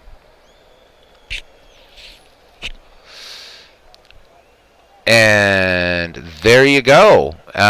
Christopher Slovic regaling us with some poetry in the chat. The Cubs and Bears, not really sure what I stumbled in here tonight. Want to hear about my experience with a burning bush? We'd love to hear your experience with a burning bush. The Cubs, the Bears. I love it. Welcome in, my friend. And Big Clue says that, sure, Robbie could use a lesson about holy ground. Singing in the rain lyrics. Nice. Nice. Welcome in. What's this shite on my screen here? You guys can't see it. I think it's actually the game. There's like something on the first baseline. A candlestick. Oh, well. Okay. Anyhow, Lou Boudreau to lead it off here in the bottom of the 6th. Singled in the 3rd and popped singled back in the 2nd and popped out in the 3rd. Seaver has struck out 3, walked 4. Tom Terrific lets it go here. Boudreau swinging, first pitch. This one lined right to Concepcion. It's short, 1 down. Here is former Indians third baseman Ken Keltner. We saw Ken Keltner in our Historic 16 tournament on Out of the Park Baseball on the channel with the 1948 Cleveland Indians. Last time they won a world championship. Seaver delivers now to Ken Keltner. The 2-0 fastball Routine to center field. Jimmy Wynn lights a fire and camps under it and brings it in, 2 away. Frankie Hayes, he is grounded out, scoring Boudreaux back in the second, and then gave it a nice ride to deep right center in the 4th. A big, loud out for Frankie Hayes. Seaver deals the 2 out. 1-2 pitch, and Seaver picks up strikeout number 4. So Hayes whiffs. No runs, no hits, no errors. Nobody left on. We go to the 7th. It is still 2-0. Yeah, the Cubs. We're gonna talk. Yeah, that's great. Ken Castro with a link to something that he would be interested in. He definitely. Why could you? Oh, I don't. Robbie, I'm gonna let the chat answer that. Robbie asking why he could use a lesson about holy ground. We'll just. I don't know how the chat would like the chat would like to handle that rather delicately or not. Please feel free.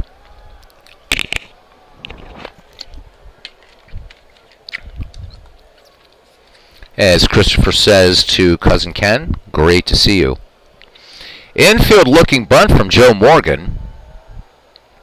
Morgan in the game has grounded out twice and flied to deep right. Joe Morgan, an excellent bunter. Newhouser with 7 strikeouts. 3 of those strikeouts are strikeouts of his mound opponent, Tom Seaver. Newhouser has walked 3. Teams leaving a lot of people on base, especially the monotheletists. They've left 9. The Sibelians have stranded 6 thus far. Newhouser deals to Morgan the 2-1 delivery. Fastball, and this one lined, and Wally Moses takes it in. 1 down. Bobby Bonds is 1 for 3. I'm almost like World's Worst Gamer and almost called him by his son's first name. Newhouser delivers to Bonds. Bonds gets the bunt down. How about this? Bobby Bonds with the bunt, and he is aboard. So not that much reduced effectiveness. So Bonds aboard, 1 down, and that is the 7th hit for the monotheletists. And here's Pete Rose. He is 2 for 3.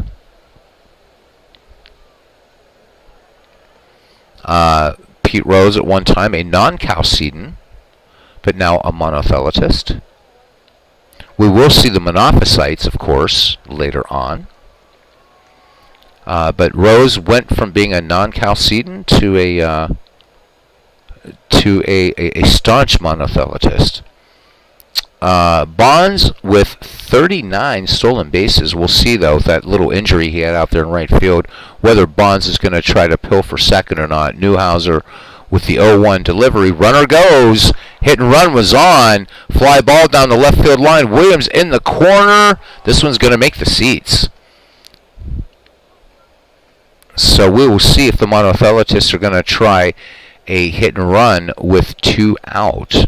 Rose a pretty good hit and run man up there. Newhouser with the 0-2 delivery. And Newhouser plunks Charlie Hustle. So 2 aboard for the monotheletists. And that brings in the toy cannon, Jimmy Wynn. Waiting to see if... I don't think... Robbie, the tradition of Holy Ground started in 1436 with Connor McLeod. There can be only one, indeed, right, Clinton? All right. Well, Robbie, YouTube might have a cow if we get too... We don't want to get too graphic here, right? All right. 2 on, 1 out. The monotheletists threatening here. Newhouser delivers to Jimmy Wynn. Here's the 0-2 delivery. Fastball. And that is strikeout number 8. That one a called strike 3. So Newhouser whiffing 8 in this game. 2 down. Bonds at second, Rose at first, and this brings up Michael Jack Schmidt. He has struck out, walked, and grounded back to Newhouser. So one of the keys is keeping this big bat quiet. Will it stay quiet? 3-1 pitch. Schmidt lays off, and Newhouser now dealing with a bases-loaded situation, and Ted Simmons. Ted Simmons is 1 for 3. He singled back in the 6th his last time up. Newhouser from the stretch, the 3-1. This went inside, and Newhouser walks in a run. Bonds will trot home, and the Monothelitis pick up their first run. It is 2-1.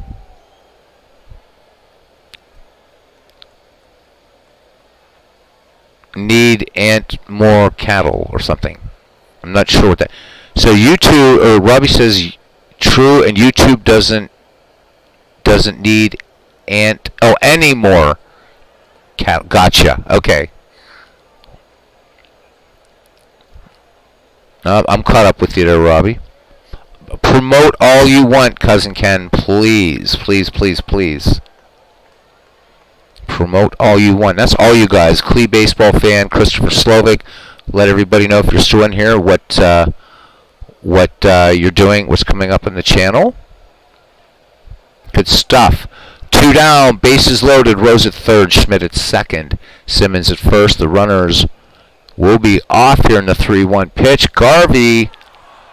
And just like that, the Monothelitis on 2 walks tie the game. We're now 2-2 in the top of the 7th.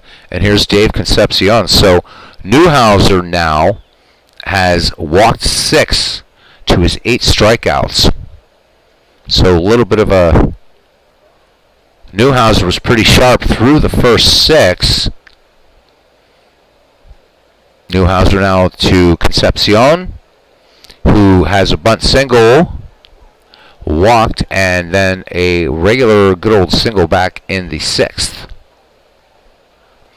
Newhouser deals the 1-1 pitch. Concepcion, and Concepcion with a comebacker. This one gets past the mound. Joe Gordon up with it in plenty of time to throw into Meister. Retire Concepcion, but 2 runs and 1 hit, no errors, and we are tied as we go to the 7th inning stretch.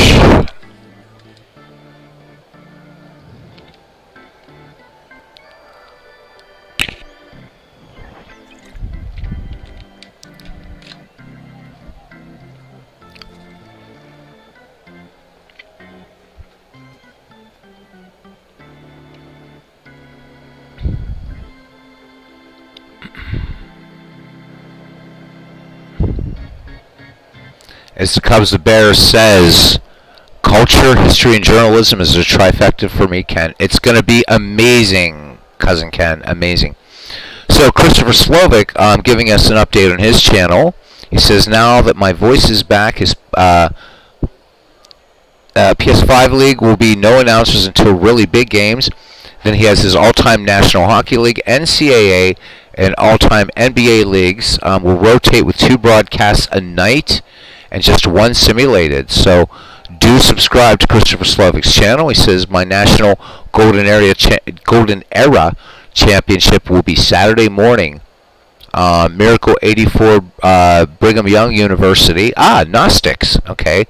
Who beat Notre Dame Catholics 51-50. In overtime, plays 2001 Miami. So there we go. The Gnostics versus the Catholics.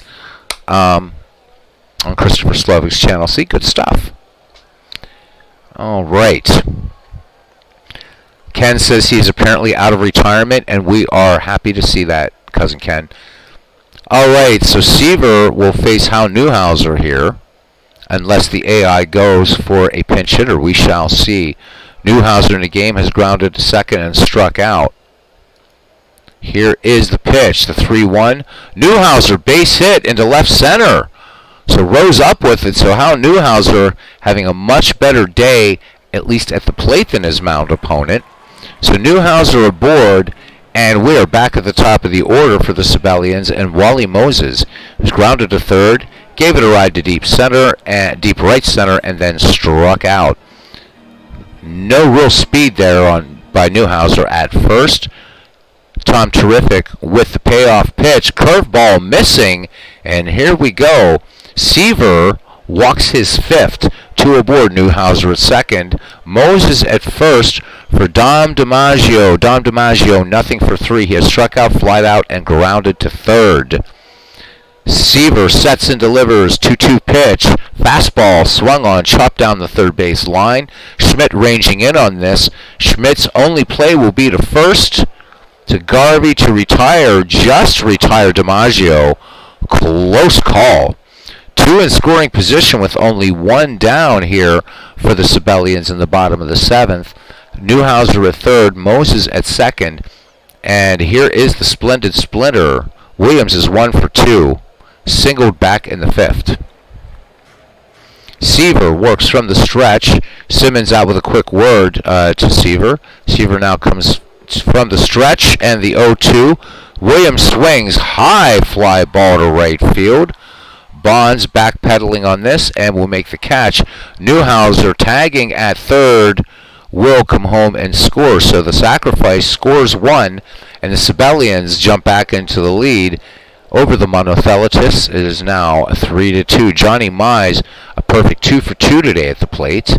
He singled in the 2nd, walked in the 3rd, and singled in the 5th. Moses camped out there at 2nd, 18 steals for Wally Moses. Seaver checks the runners. The 1-1 pitch.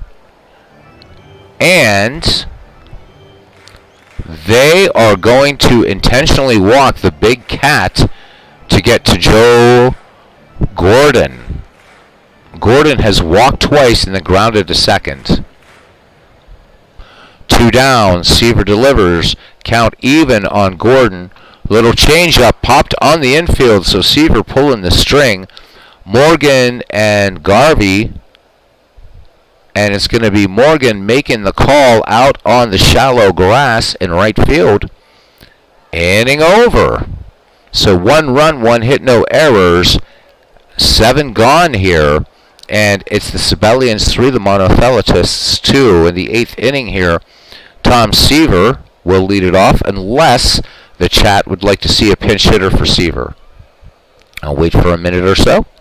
Ken Castro says better game than he imagined. Good close one. And Clinton Park says he still has Ned McGreevy running on Digital Diamond Baseball. He says he ordered the 1929 Negro Leagues from Status Pro and will be playing all 4 leagues.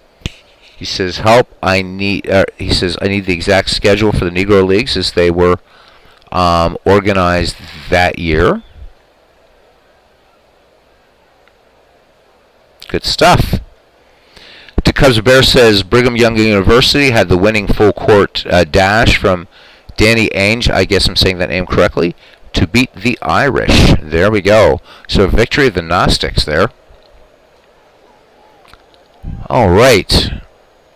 So we'll see. I'm not seeing anybody wanting a pinch hitter for Seaver, so we're going to go ahead. Newhouser delivers, and Dick Allen comes in to pinch hit and promptly strikes out. So 9th strikeout for Hal Newhouser, and brings up Joe Morgan back at the top of the Monothelitist order. Joe Morgan has grounded out twice, flied out, and lined out. Newhouser with the 1-1. Fastball. This one slapped into left for a base hit. Joe Morgan aboard. And Joe Morgan, serious speed. So tying run aboard at first. Morgan last year with 54 steals. Infield guarding the lines as Bobby Bonds steps in. Bonds is 2 for 4. Doubled in the 1st and a bunt single in the 7th. Newhouser throws over. Morgan back ahead of Mize's tag. And easily at that, Newhouser deals the 0-2. And Bobby Bonds sends this one to center field. Don DiMaggio has it in his sights. And he will bring it down for out number 1. Or out number 2, I should say. And Morgan retreats to first. Pete Rose is 2 for 3 in the game. And he was plunked by Newhouser back in the 7th. Charlie Hustle in there, muscles flexing a bit. Newhouser with a check of Morgan at first, throws over. Morgan back ahead of Mize's tag. Diving in that time, gets up, dusts himself off. Newhouser now comes home with it. Count even on Rose, and Rose becomes the 10th strikeout victim. And we need us a pitcher here as we go to the bottom of the 8th. And who's it going to be? We got tons and tons of relief pitchers here.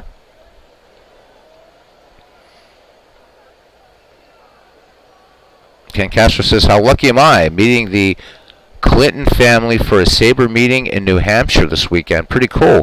All right, Clinton says Tug McGraw. Tug McGraw it shall be. He of the frozen ice ball theory will come in to pitch for Tom Seaver. Tug McGraw's numbers 7 and 5, 17 saves, 103 and 1/3 innings pitched, 41 walks, 87 strikeouts. He will face Lou Boudreau, Ken Keltner, and Frankie Hayes here in the home half of the 8th. Boudreau lined to short back in the 6th, his last time up. Tug McGraw has finished with his warm-up pitches and ready to go. 3-1 to Boudreau. Boudreau hits a little one right up the middle. Joe Morgan ranging to his right. Throws on to Garvey to retire Boudreau for out number 1. Walking up to the plate now is Ken Keltner. Keltner rather frustrated, nothing for 3. Mize did score in a sacrifice by Keltner back in the 2nd. McGraw works and promptly whiffs Keltner. So 2 away for Frankie Hayes. Hayes in the game is nothing for 3. Grounded back in the 2nd, scoring Lou Boudreau, making it 2-0 at that time, Sibelians. And Tug McGraw deals. Payoff pitch. Frankie Hayes lays off in the 3-2. This one a little bit high, and Hayes is aboard. Hal Newhouser now stepped in. We'll see what the AI decides to do with Newhouser. They're gonna let him hit with 2 down, and chopper to second. Joe Morgan up with it on to Garvey to retire the side. We go to the 9th. It's the Sibelians 3, the Monotheletists 2. Newhouser looking tired. We'll see what the AI does. Jimmy Wynn has struck out 3 times today. Only time he was on base was back in the 1st. He walked. Newhouser looks like he's running out of gas. He wheels and deals the 1-1 to Win. And this one a chopper to short. Boudreau coming in quickly on this ball. The throw on to Johnny Mize. And they do get Jimmy Wynn. So little weakly hit grounder. Looks like Newhouser has a little bit of gas left. Schmidt nothing for 2. I think the key for the Sibelians has been able to keep Schmidt off the bases and therefore to eternal salvation. Lefty Newhouser deals the 2-1 delivery to Schmidt. And Schmidt swings, bounding ball down to 3rd. Keltner will let it roll foul. Schmidt back in the box.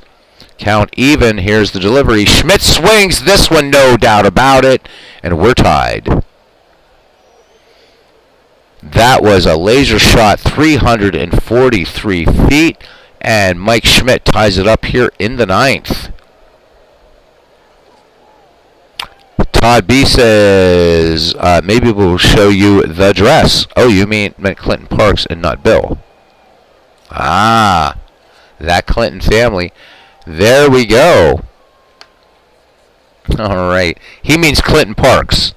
Clinton Parks, Clinton Parks. How Newhouser giving up the jack to Michael Jack, and it is now 3-3. Good ball game here. Ted Simmons walked in that bases-loaded situation in the 7th. Newhouser deals the 1-2 pitch. Curveball, and that is strikeout number 11 for Hal Newhouser.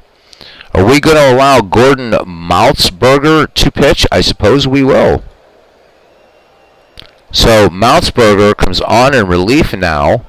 Maltzberger's line looking like this. His ERA is a 2.73, 5 wins, 3 losses, 8 saves, 69 1/3 innings pitched, 16 walks, 32 strikeouts.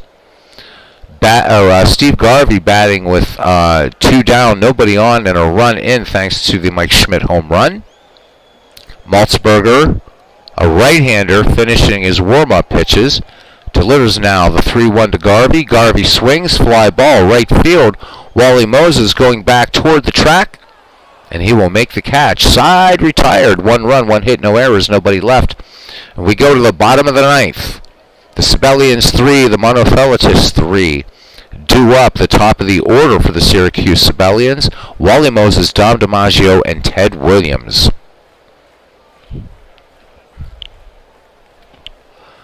So a lot of Red Sox going on here at the top of the order. Moses, love to say it, in this league especially, he's grounded out, flied out, struck out, and walked. Walked down with the tablets, I might say. Tug McGraw, lefty-lefty matchup here. McGraw in relief of Tom Seaver has walked 1 and struck out 1. Tug deals. Count even on Moses. Fly ball down the left field line. This one high, but not deep enough. As Pete Rose making a nice diving catch of that ball by Moses. So 1 away. Dom DiMaggio, nothing for 4, grounded out his last time up. McGraw with the 1-2, and that is strikeout number 2. This one painting the corner on the inside. Can Ted Williams walk it off here for the Sibelians? Back and forth game here. The Sibelians scoring 2 in the second and 1 in the seventh. The Monofelitis 2 in the seventh and 1 in the ninth. McGraw deals to Williams. Payoff pitch. Fastball. Base hit into center field. So here come the Sibelians. Jimmy Wynn gets it up and in. And here's the big cat, Johnny Mize. Mize is 2 for 2. He was intentionally walked back in the seventh. We'll see what McGraw wants to do with him. 2 down and Williams on first. That would be the winning run. Tug McGraw wheels and deals the 1-2 to Johnny Mize.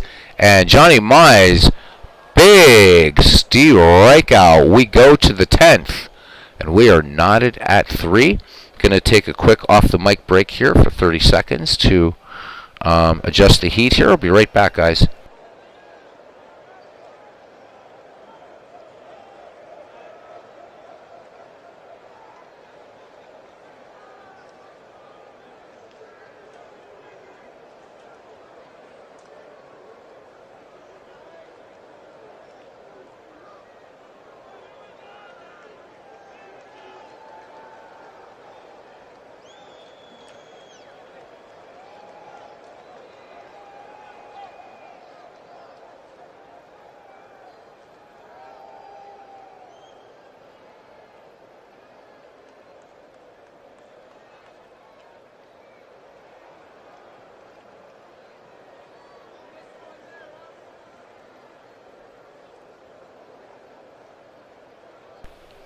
Alright, we are back to game action.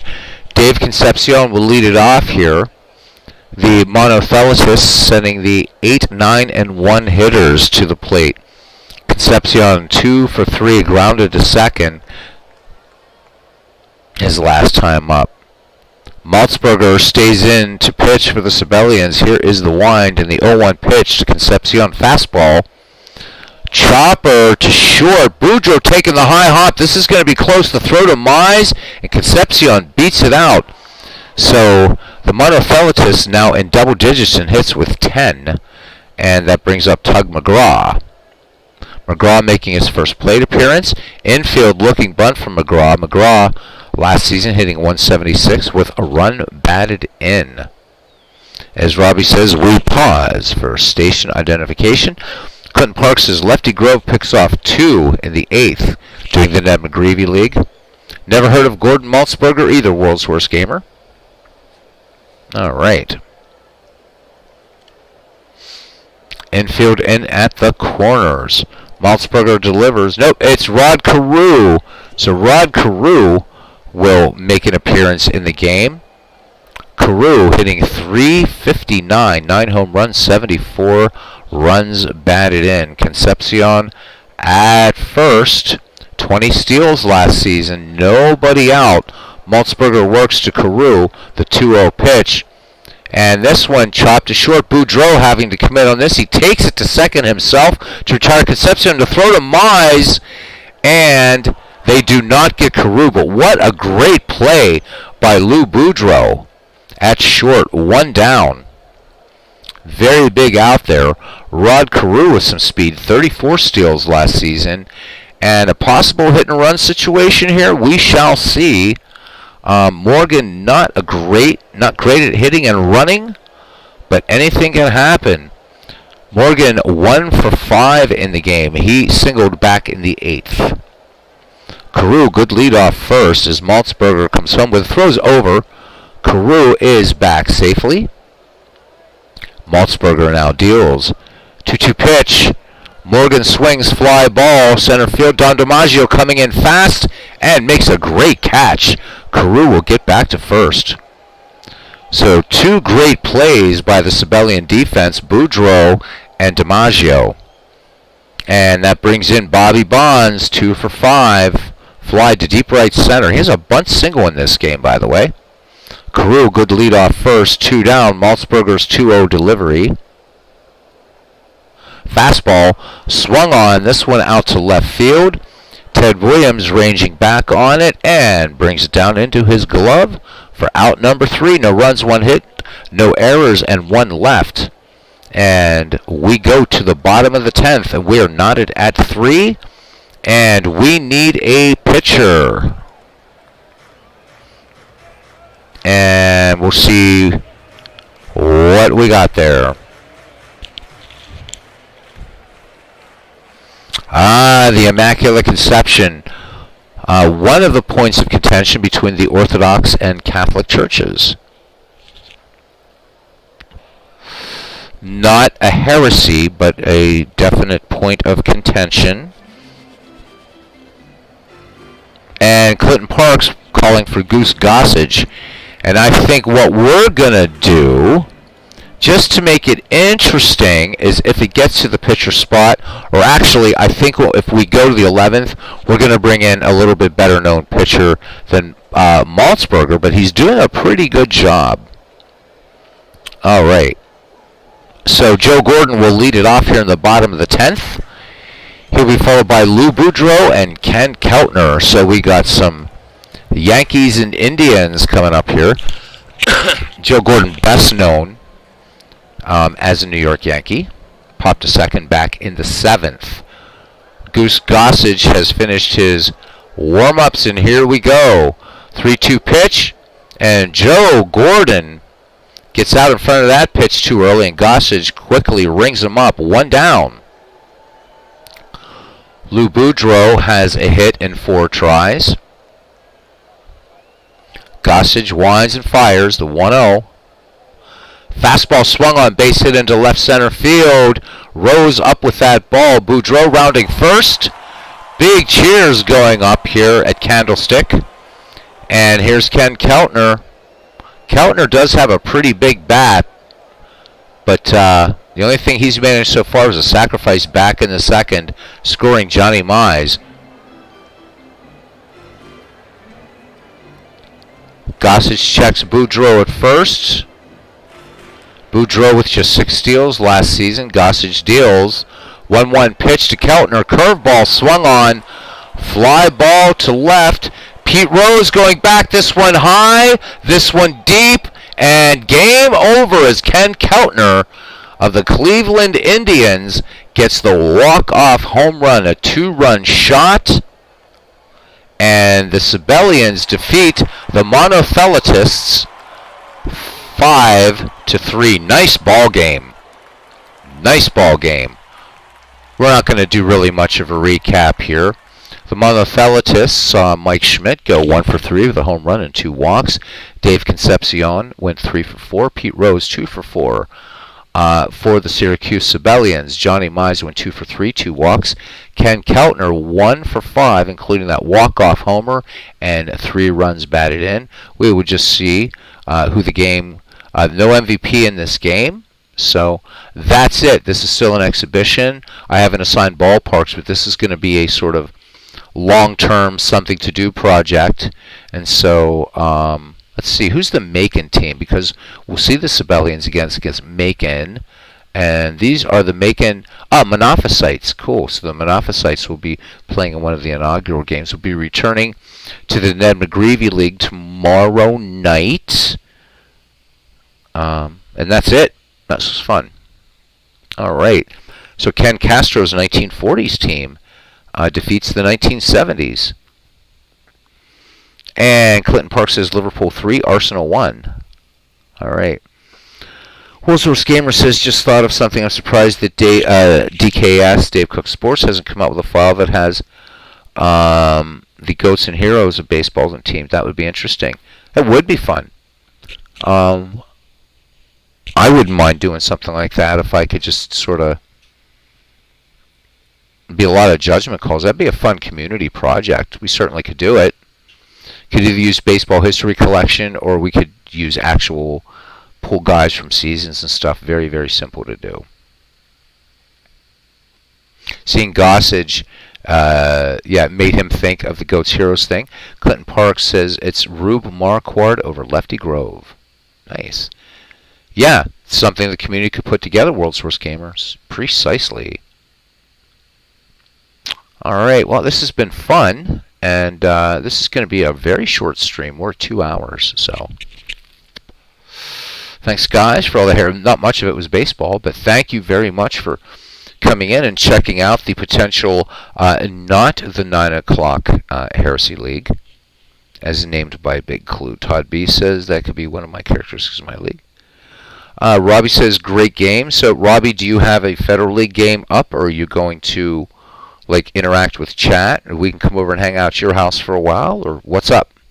You've been quiet a while, so I'm wondering if you're at least recording a Baseball for Windows game. 1914 Federal League. You're going to do it? All right. Robbie is going to do a interactive chat stream. Let's go to Robbie's. Is it going to be Baseball for Windows, Robbie? I'll hang out. I'm up for some more baseball. Done by somebody else. Stream more. All right. So, all right, guys, we're going to cut it off here then, because it's a little earlier for Robbie, and he's going to be doing. I guess he's about ready to set up and go. So I want to thank you guys for having some fun. Is there enough room at Robbie's? We will make room. So come on over. I want to thank Todd B, Robbie Wartburg, World's Worst Gamer, Clinton Parks, Cousin Ken Castro, Carlos Yaz. You're most welcome, Carlos. Thank you, my friend, for coming in. The Cubs, the Bears. And I always say thank you to Midlife Crisis, even when he's not here. So thank you to him. Hopefully we're going to have Aaron Reed on again soon. I know he was a big hit. Clee Baseball Fan 879, thank you very much. Big Clue, my partner in Heresy. Christopher Slovic, the baseball broadcaster in our community, in my humble opinion. Not taking away anything from Al or anybody else, but he's amazing. So, doesn't look like he has any baseball coming up on his channel, though. Lots of basketball and hockey. Still fine, still fine. Of course, Carlos, thank you. And that's it, gents. See you at Robbie Wartburg's house. All right, guys. I appreciate you one and all. As I always say, heretic or not, see you around the batting cage.